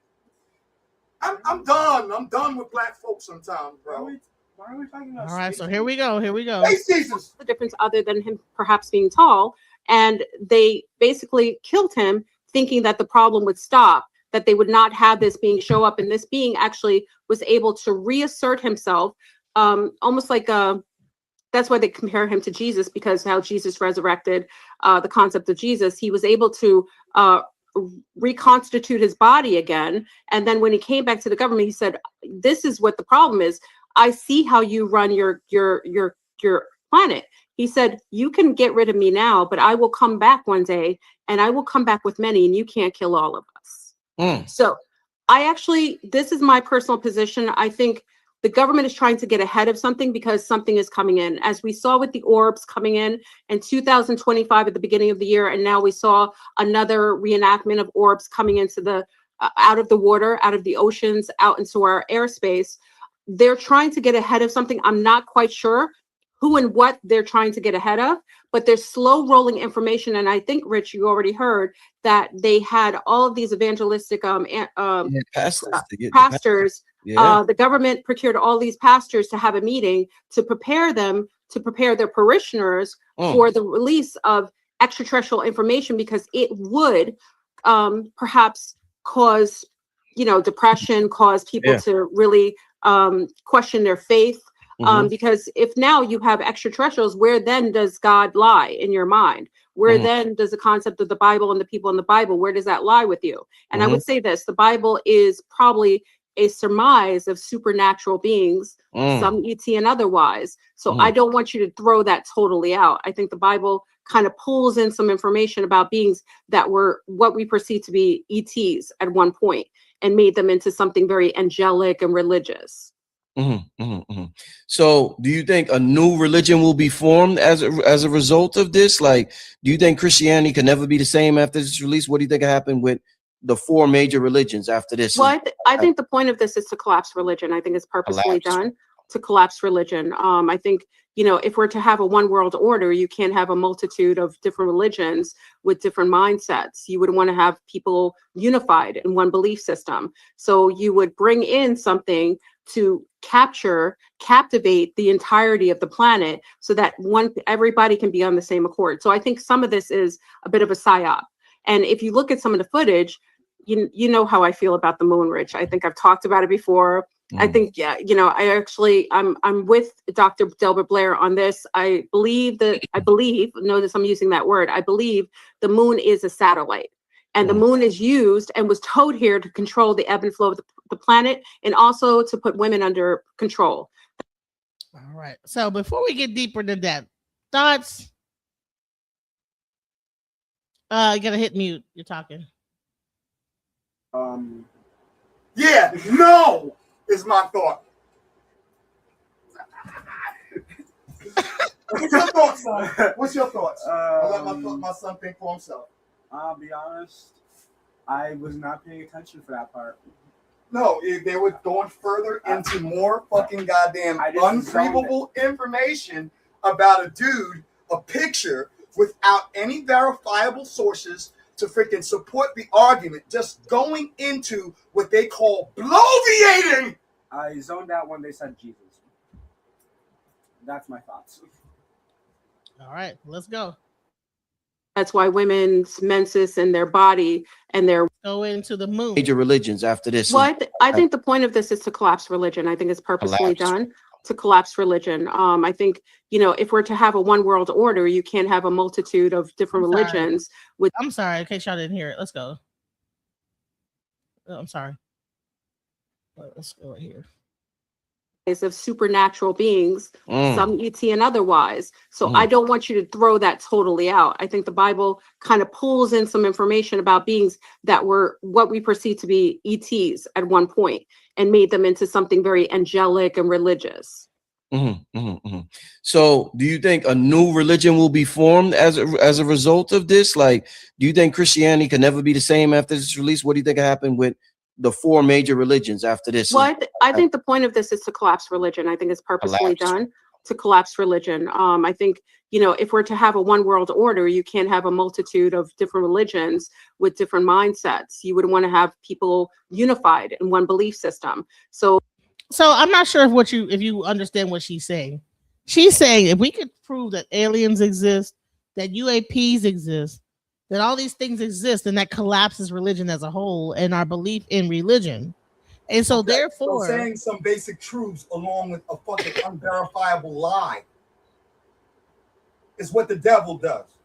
Satan, the Lord, rebuke you right now in the mighty name of Yeshua HaMashiach, who ain't no fucking goddamn African dude who came out of fucking. Well, no. We've been past that. We're past that point. But she's still bloviating. She's still bloviating. Where's the evidence?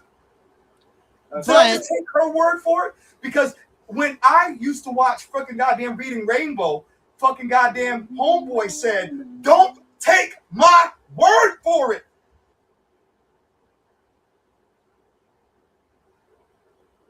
Okay. Didn't he say that? You can show it. Wait, again. you put Okay, what you got your little while. Like, go ahead. You're in Wally World right now. This stuff. Okay, so like while I was muted, I heard my dad say something.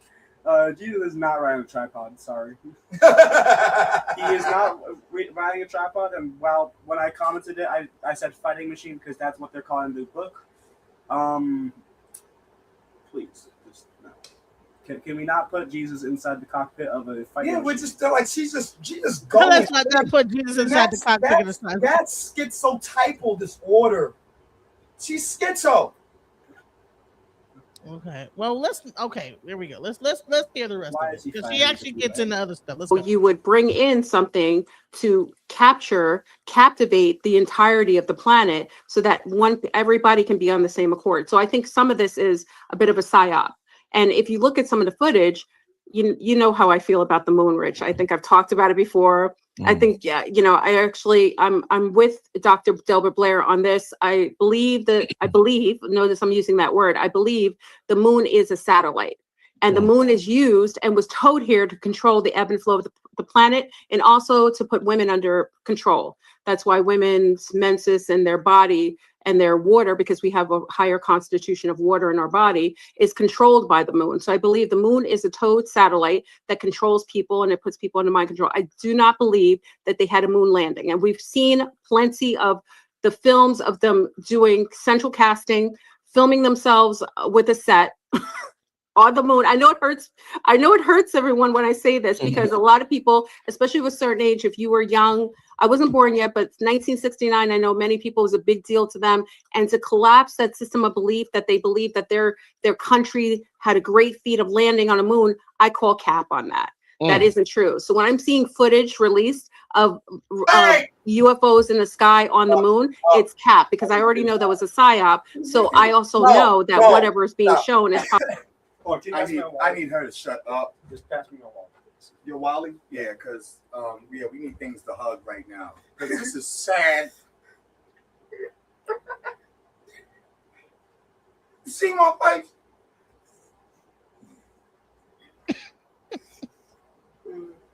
Oh! This is why we losing. This is why we losing. Because of y'all niggas. What is she? She has nothing. So I think that the universe and space and Jesus and women's rights just throw a whole bunch of shit. Why all at once? And smush it all together. All at once. A whole freaking dookie patty. All at once. And force feed it to you. With a serious face. She is an op. She is an op. Something to hug, Dad. Yeah, let me hug Wally, man. Come on.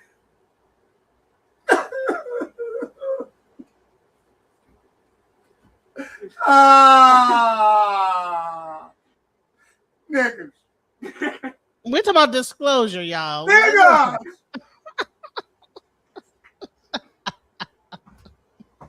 Probably reintroduced technology that was covenant by our governments, not just one, and multitude of different technology that they took from ETs that did come here. And not all ETs use UFOs. We do know this. Some of them transport themselves through vortices, stargates, wormholes, and they use their body as a form of going through, transporting She themselves provides through nothing stargates. to show us that we know this. She's just talking out of her titties. Big titties at that. Come on, yo. I'm done. I'm about to throw Wally and break my whole TV screen. I'm done. I mean, I saw my dad is that bad. No, I'm not. No, this is terrible. Okay, can I take the seat back? Yeah, go ahead, son. So it's not always ships. Usually it's ships at the lowest grade of technology, because interdimensionals, extraterrestrials have found a way to travel with their macabre, with their body, through the wormholes and through the different dimensions and densities. How do we know? Personally speaking, LeBron, has anything out the ordinary been happening? Please fire my dad. I'm just gonna do that. We're saying, where's the evidence? Maybe we're too low level life form to have evidence. Like maybe our evidence is too maybe it's too advanced for us to even be able to prove, but people are talking about it. Let's go. Happening with you, because I know you are a contactee. Yes. You was contacted many years ago. With this going on, is anything extra happening to you that we should know of? Well, I think we've talked about it. I've had contact over the last maybe a couple months ago with a female base of, I would call them interdimensionals that are here. I call them like Lilith, like dark Lilith beings that are here, that basically come at the end of days or the before reset to almost do like, I hate to say it like this, and it's going to sound insane, but let me put this thing out there. I'm zero drugs. I don't drink. Yes. I am sane. I am a parent. Yes. I'm very functional. I have to put that out there, because what I'm about to say is that, there are a lot of ETs or interdimensionals that come here, and this is like a grocery shop for them. So they come here at the time of harvest.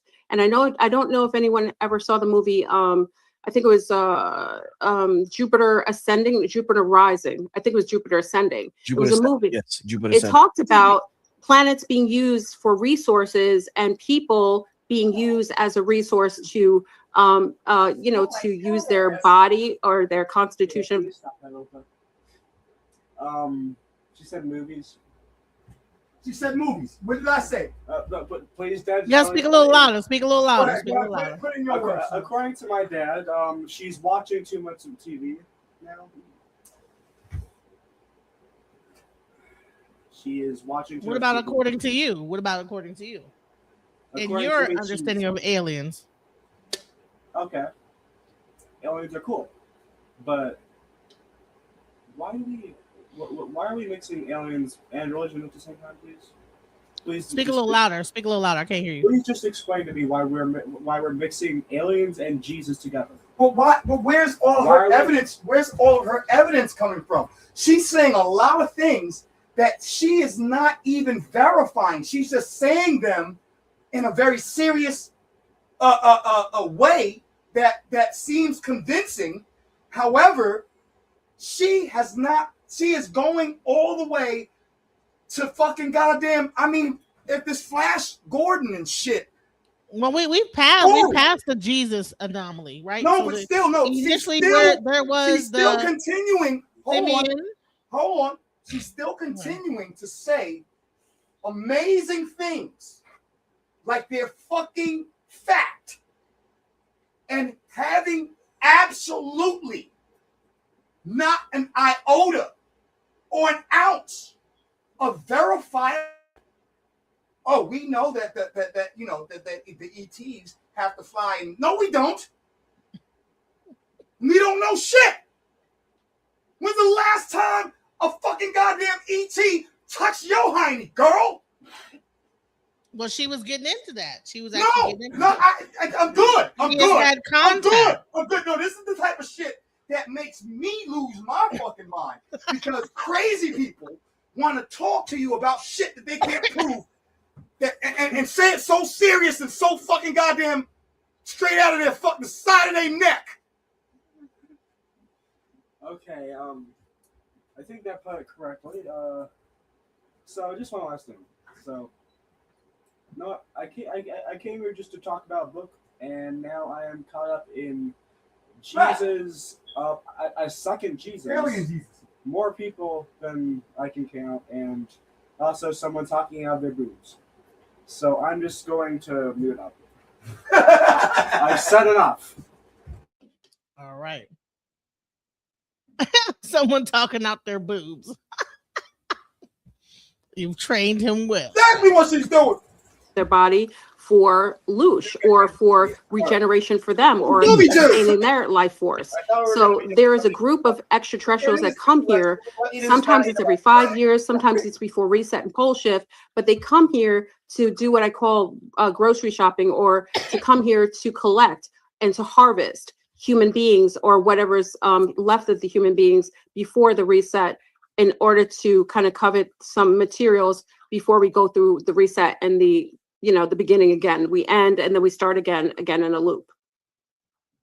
Indeed. I'm trying to get a picture of this 8-point star. As I get the picture together, you already seen it. What was your thoughts about, because that is being talked about a lot, about the image of the 8-point star. What's your thoughts about that? I actually think it's maybe a mirror of a wormhole or a vortex. That's maybe we're seeing it from the inverted side. Sometimes when you see a geometrical shape, we perceive it as we're seeing the front of something, but sometimes what we're seeing is a reflection of maybe a dimension or a density that's showing up because there's a wormhole that's open. So usually when you see when I'm seeing the 8-pointed star, it makes me think I'm seeing a reflection of perhaps a wormhole being opened or a vortex being opened or closed. It can look that way. Mm-hmm. No.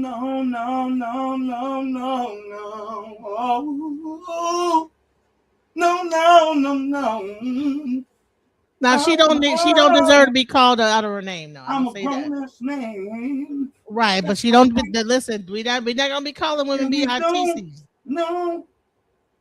Why is there? You don't mean no good. Why is there an 8-pointed compass? It's just nothing. That is the UFO that they have in the disclosure document. No, that's a picture of the UFO. Of nothing. Of nothing. That's tangible. You cannot use that in a court of law. That is not going to freaking pass. You're saying that pictures can't be put in a court of law? I'm done. No, in the court of law, you have to have verifiable information. And this is just an image. An image that can be mute. We are in a late age of, even back in the day, going back to when the TVs were created, people were able to freaking daggone do things to your eyes. It's called sleight of the hand in magic. So sleight of hand. A person could literally hold a coin, make it disappear, and then pull it out of his ear. Was that real? But here's the question: when the government puts out this picture, this is trash. The government, wait. See, you keep on bringing up the government when we already know. I need y'all all to go and take a look at a video called the Century of the Self. The Century of the Self. This is a propaganda machine that they talk about, going all the way back to Sigmund Freud and how they began to create propaganda tools to self. It's not self, self. SELF, the century of the self.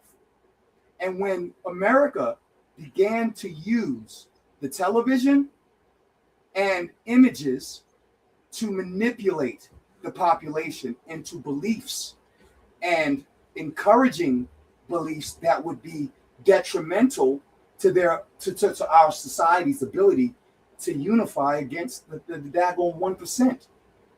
We are always being fed false information so that we will be separated. Now, y'all go and watch the video of here's Wally, because I need to hug something. My son said I need to hug something. Go and watch X-Files. X-Files, I think it's season 6, the last season, episode 11. It might be the other way around. It might be season 11, episode 6. And it discusses propaganda and the reason why we are fed so much false information to keep all of us from having what she just called religion, which I just simply say is a hive mind. And we should have a hive mind. At some point on this planet, as human beings, we should come to some mutual agreement and understanding on how we're going to continue to survive and live and cohabitate together. That is what bees do without effort. Look up the X-Files. I think it's episode 11, season 11, episode 6. When it talks about it, the name of it is Mr. They. Look up the episode of X-Files called Mr. They. They are they, right? Oh, they say, and they said, and the government, they told us.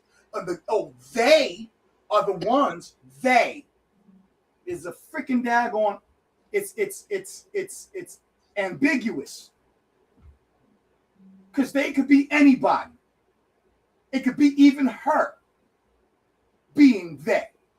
Sitting over here talking about flabbergasting us with things that have no verifiable evidence, or can actually affect the benefit of our lives and our children's lives and our generations to come.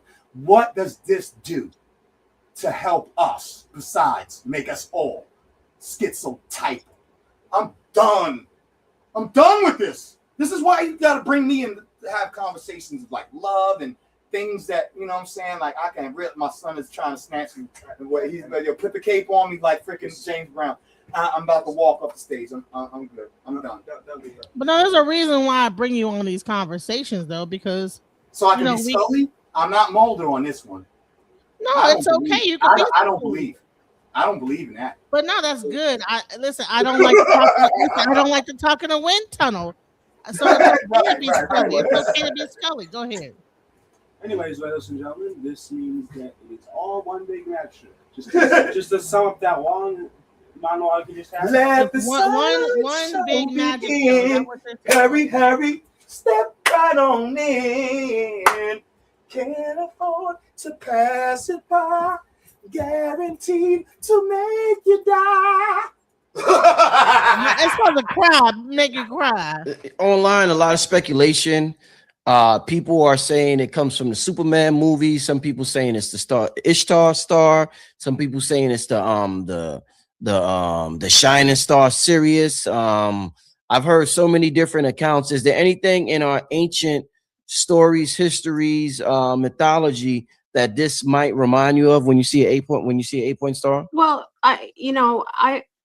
it makes me think of the story of, again, we're going to go back to the concept of Jesus, which is a historical reference. When, before Jesus was born, there was a star that looked like that in the sky. Like if you look at the old movies, you kind of look up in the sky, and when they say that the three, I think it was 3 men walking through the desert, they saw something like this in the sky, which makes me think that was about reset time. So I think this could be remnants of a pre-collapsing of our field of the firmament. And maybe historically, there's a lot of people reference it in different ways, how they were taught or what their ideas or what their ideologies were at the time.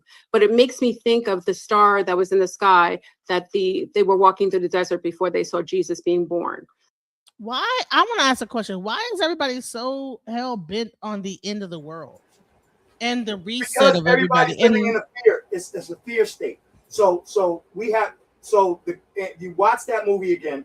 You go back and watch. It's like 4 freaking daggone episodes, or 4 you know what I'm saying, a 4 series documentary about propaganda.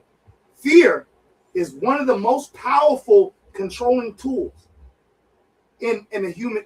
Fear will save your life. Fear will also cause you to die if you don't know. You know what I'm saying? What you're fearing is real or not, right? So fear is the most powerful tool in propaganda. In public relations is a whole nother term for propaganda, right?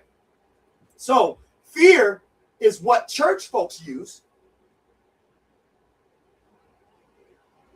Language, format, grammar, and stay on course when, you know what I'm saying? Wipe your mouth and fix your face. So fear is one of the most powerful tools of control, right? And we get that with fear tactics in church, and you're going to hell if you don't do this, and so fear runs how people manipulate. You know what I'm saying? If they can make you fearful of something, they can control you. And so yes, end times, aliens, anything that the Great Reset. That's all that this is really talking about. What they're trying. Yeah, but she's already fed into it, because she's over here flapping gums about things that she cannot support. She can't support it, but she's talking about it from an absolute perspective, as if it is verifiable facts, and she has nothing but them yam bombs. The yams. You know, I just remember that in stories when I was younger. So I think it's a reflection of either a gate opening or closing, but a reflection of it. Right. Somebody said the Bethlehem star. Is that the story? Yes. Thank you. Yeah, Yes. Bethlehem. Yep. Yeah. Yep. Just I remember the stories as a young girl, and I remember seeing it, and it looked very much like that. Right. Indeed. Do you think the quality of the pictures, do you think the more they release it, the quality is going to get better, or do you think this? That's another question I have to ask. I mean, you guys have been looking at UFOs for this long. I mean, this much technology, and y'all pictures are still grainy and looking crazy like this. Y'all ain't got a full-fledged color version of this. This is all they're going to give the public is a bunch. I think they're just basically giving you breadcrumbs. Right.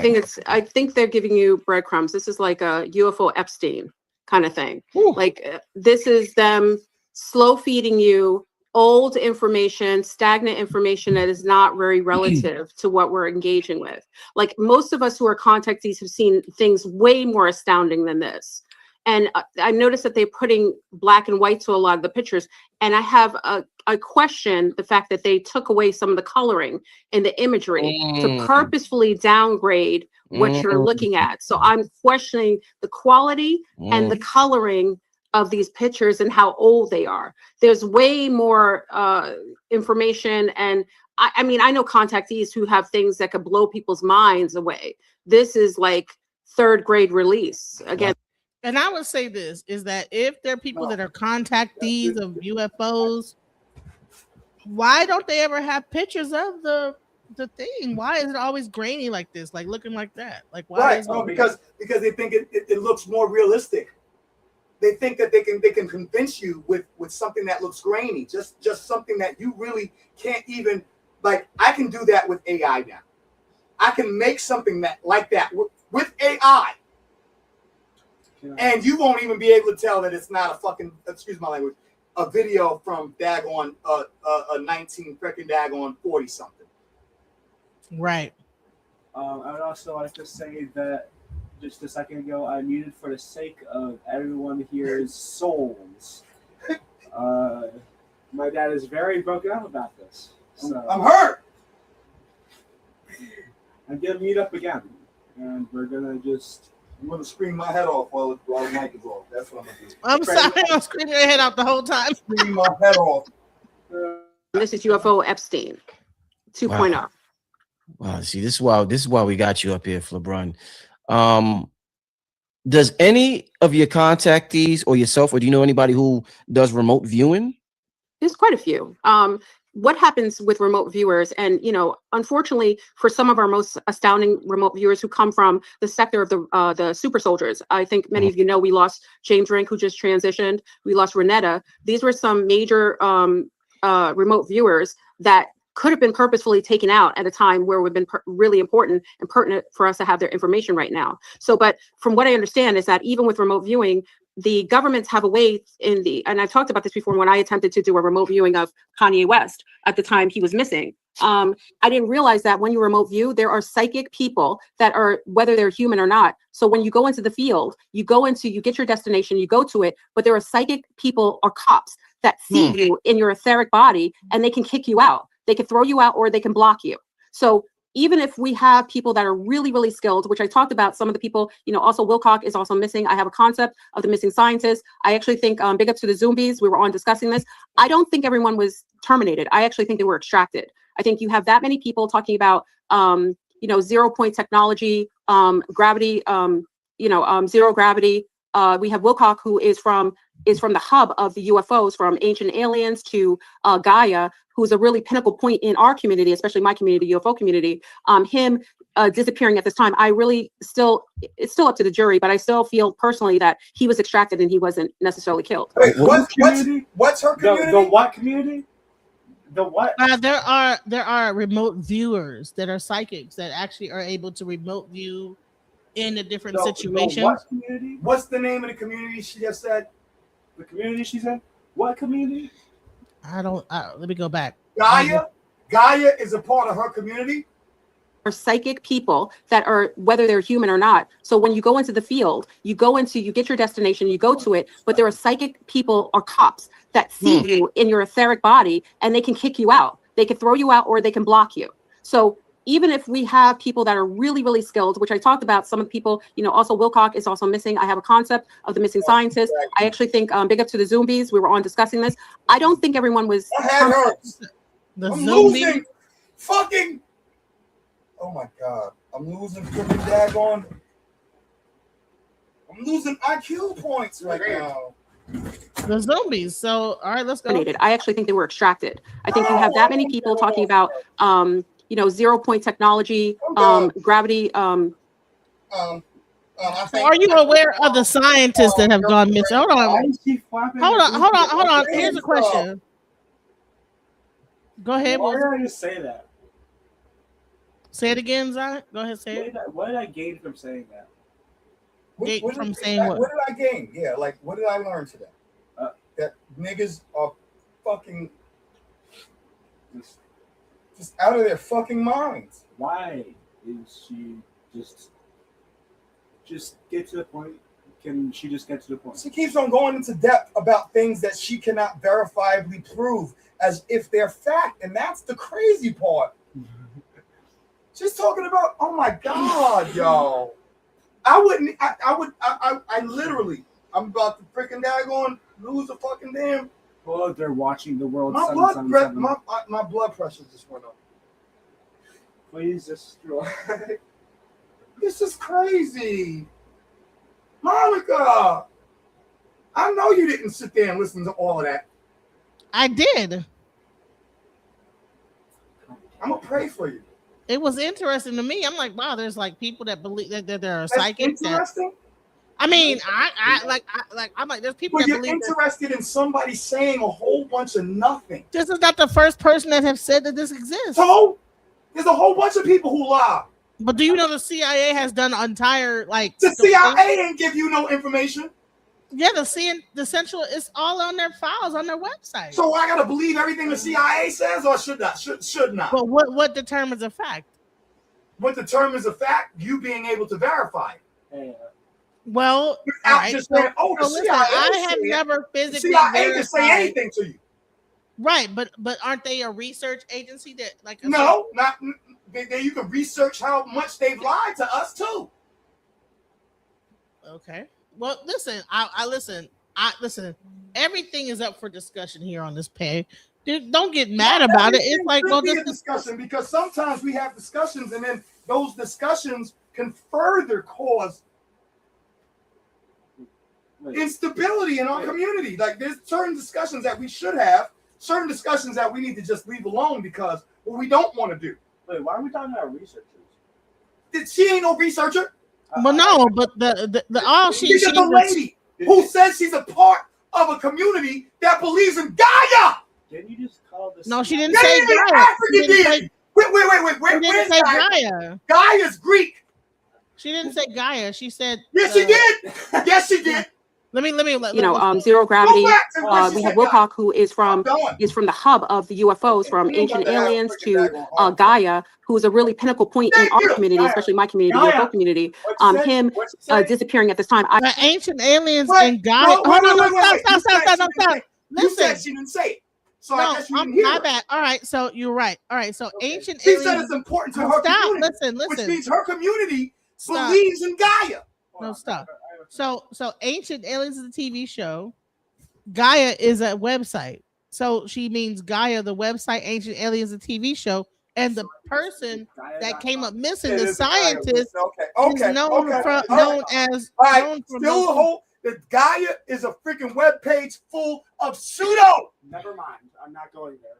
Pseudoscience. The moment I heard something, I saw something about. But yeah, she's talking about the science. But no, she's talking about the science. No, she's saying the scientist that came up missing is from Gaia and Ancient Aliens documentary. Oh, the dude with the wild hair. Yeah, he came up missing. It's still up to the jury, but I still feel personally that he was extracted and he wasn't necessarily killed. What do you mean by extracted? Could you explain what you mean? I have a feeling that before we're about to have a release, and you got to look at timing. We got to use our critical thinking. Why before release? A week before release, full information is admissible. Hold on, though. All right. So what? All right. What is she talking about right here? Nothing. Wait, but no. Goddamn thing. But hold on. He asked her about the missing scientists that have come up missing. He asked her, "What do you think happened to those scientists?" And she is giving what she thinks about what might have happened. Thinks, but with no verifiable information. Right, but he asked her what she thinks. So well, I would back what I think. If I'm watching a video about what you think, evidence. Because I don't think without evidence. Why are we using just these considerations of? Why are we using terms that don't immediately explain what she thought? What does extracted mean? She could have just said snatched if it meant that. Yeah, well, she probably thinks they're extracted me. All right, the reason why she's using extracted is that all right, snatch means they might be killed. Extracted means they're still alive. Hold on, they're still alive, but put somewhere to where they can't be in front of everybody talking whatever scientific or whatever the hell shit they talk about. Let's go. The biggest pinnacle, most popular person in that community is taken out. Mm-hmm. I think not all the time are they killed. Sometimes they're procured for putting them in dark ops operations where they can work from secret space programs. They can work for the government. They could have been working for the government anyway, and we didn't know. And they're being extracted right before pertinent information is about to be released. So perhaps they can't rebuke it or talk against it. I actually think that many of these scientists and Wilcock could have been extracted and taken. Perhaps. So he asked her what happened to Wilcock, right? Really well-known scientist from Gaia and the Ancient Aliens. If you've seen the documentary Ancient Aliens and Gaia website, he has a show on there. He came up missing. They're trying to figure out what happened to him. That's what the story is. Let's go. Okay, well, I do have a question. What does she mean by dark operations? All right, so there is a such thing in the CIA where they have this thing called dark ops, right? And that's where they people will come up missing. And you might be working for the government, but you are considered deceased, but you're working for the government in a facility. I mean, I don't know if this exists or not. She's a dark op. She's a dark op. She is a dark op. Because she's over here feeding y'all some fucking bullshit. So you don't believe that all those and things talking out of her chest, all out her boobs, with no fucking goddamn fact that's going to help us deal with fucking goddamn our circumstances. We going right back into Jim Crow because of this dumb shit. I'm tired of niggas. Well, listen, I got a show coming up in like, I'm gonna do like 10 more minutes of this, and I got a show coming up in 5. I'm sorry. But it's okay. I'm sorry. We're gonna do a part 2 of this because I really a part 2. I'm gonna do a part 2. You're ready for part 2. I don't think we need. We didn't get to finish it. We didn't get to finish it. Let's go. In these secret space programs to keep them before we're about to have bigger events, so that they're not out here whistleblowing and disclosing things that aren't real or telling you what is real. You know that what you was talking about with the somebody just made me think about it when they said dream moderators, when he was talking about these psychics that can spot your etheric body. That has happened to me so many times when I was younger in my dreams, where I go somewhere in my dreams and it's like when somebody spots me, they chase me away. They're like, hey, you, and they're like, come over here, like I'm running from the police, and I'm like, oh shit, what did I do? But just like the cops, yeah. So it has happened. I mean, so many times. That means you're powerful, though. If they're chasing you, that means you were able to go places. Oh no, they be chasing that. Yeah. Well, remember who we are when you were little.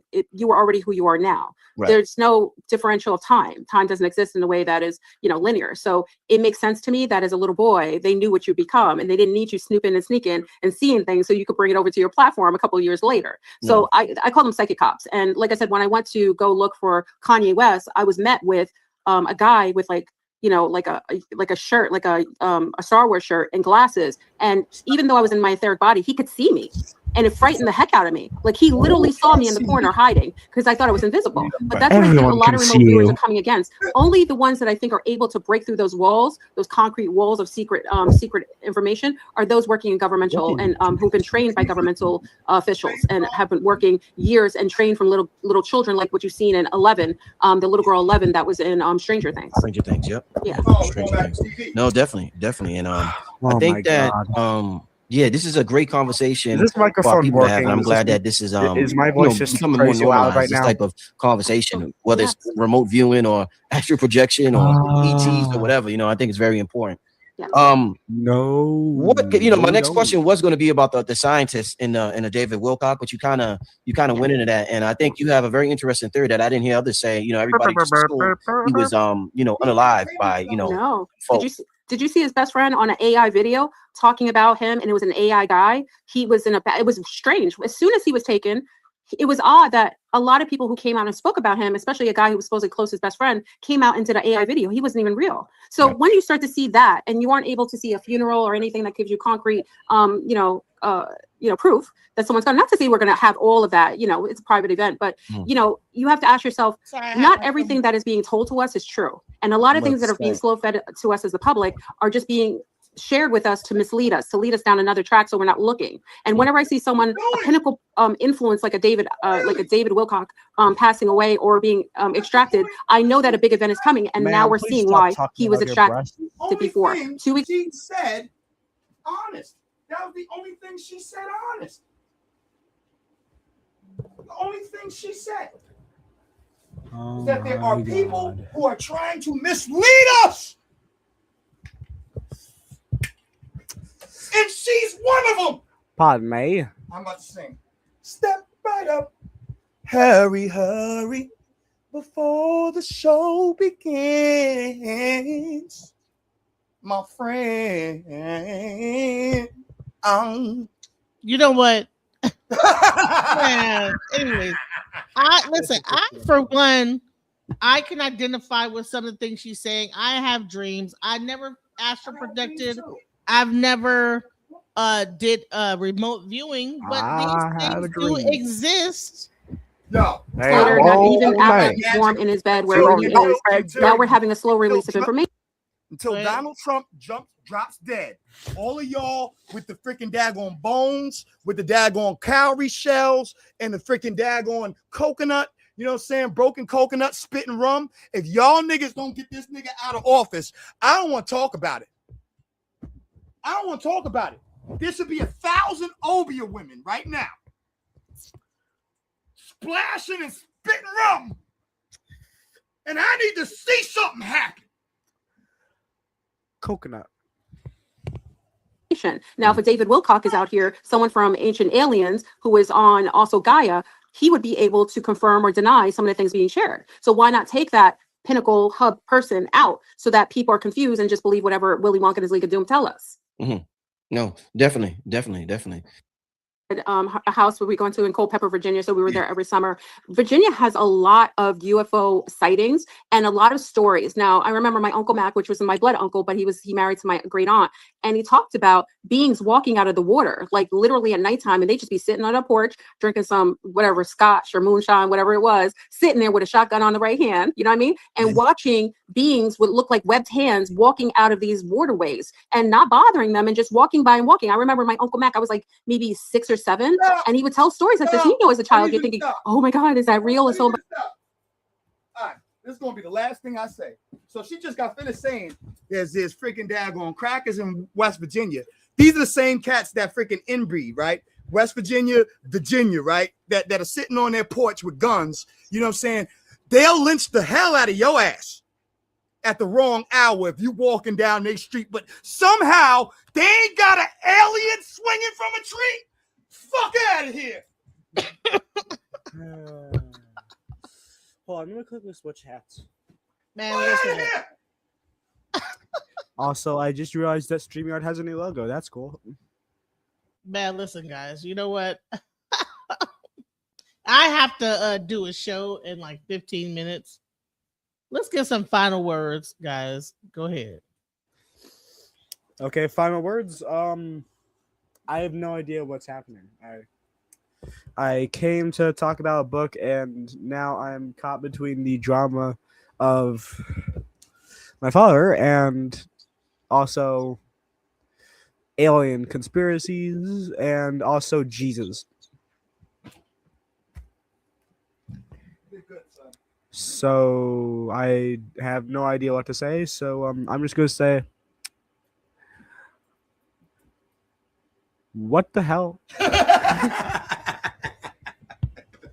That's what I'm going to leave it at. All right, Zion, go ahead. Ow! Can you do that again? I said, no!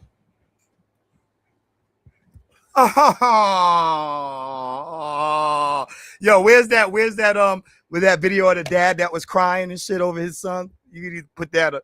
I'm crying right now. Where's that little clip that you have?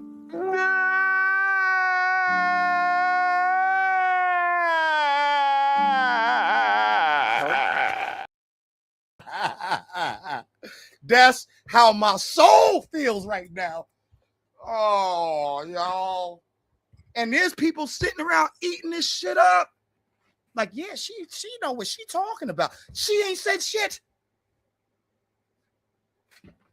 She ain't said nothing that she can verify. I can say, we as a people, we need to come together because, the CIA has evidence about how divine we are. And I can tell you that I think that, and none of it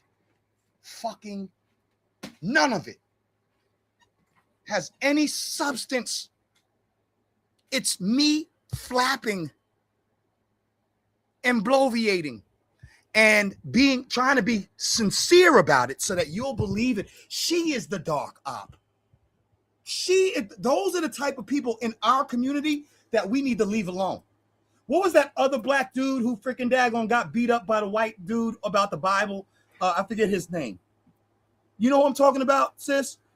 The black brother who Billy in the community. Carson. Billy Carson. Yeah, that asshole. That freaking daggone op.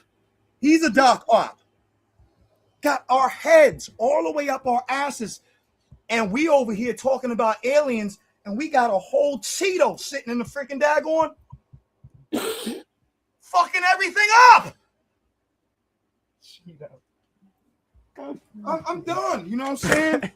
It's a sideshow. It's a sideshow. And we are so caught up into entertainment and movies that we want to believe. Listen, I want to believe in magical aliens that are going to come down and beat up, you know what I'm saying, all of our oppressors. Please do. ASAP. I'm going to need that.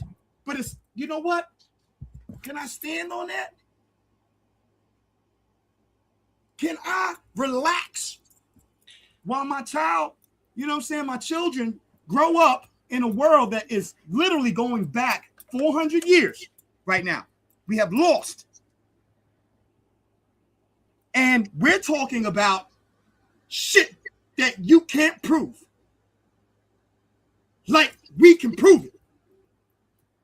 We have to be more. We cannot be gullible. We're gullible. Show me the money. I'm filing a habeas corpus. If I don't see no alien, I don't want to talk about it. And on that note, goodbye, love. Bye, bye, my love. Yeah. Yeah. What must I do? Come on.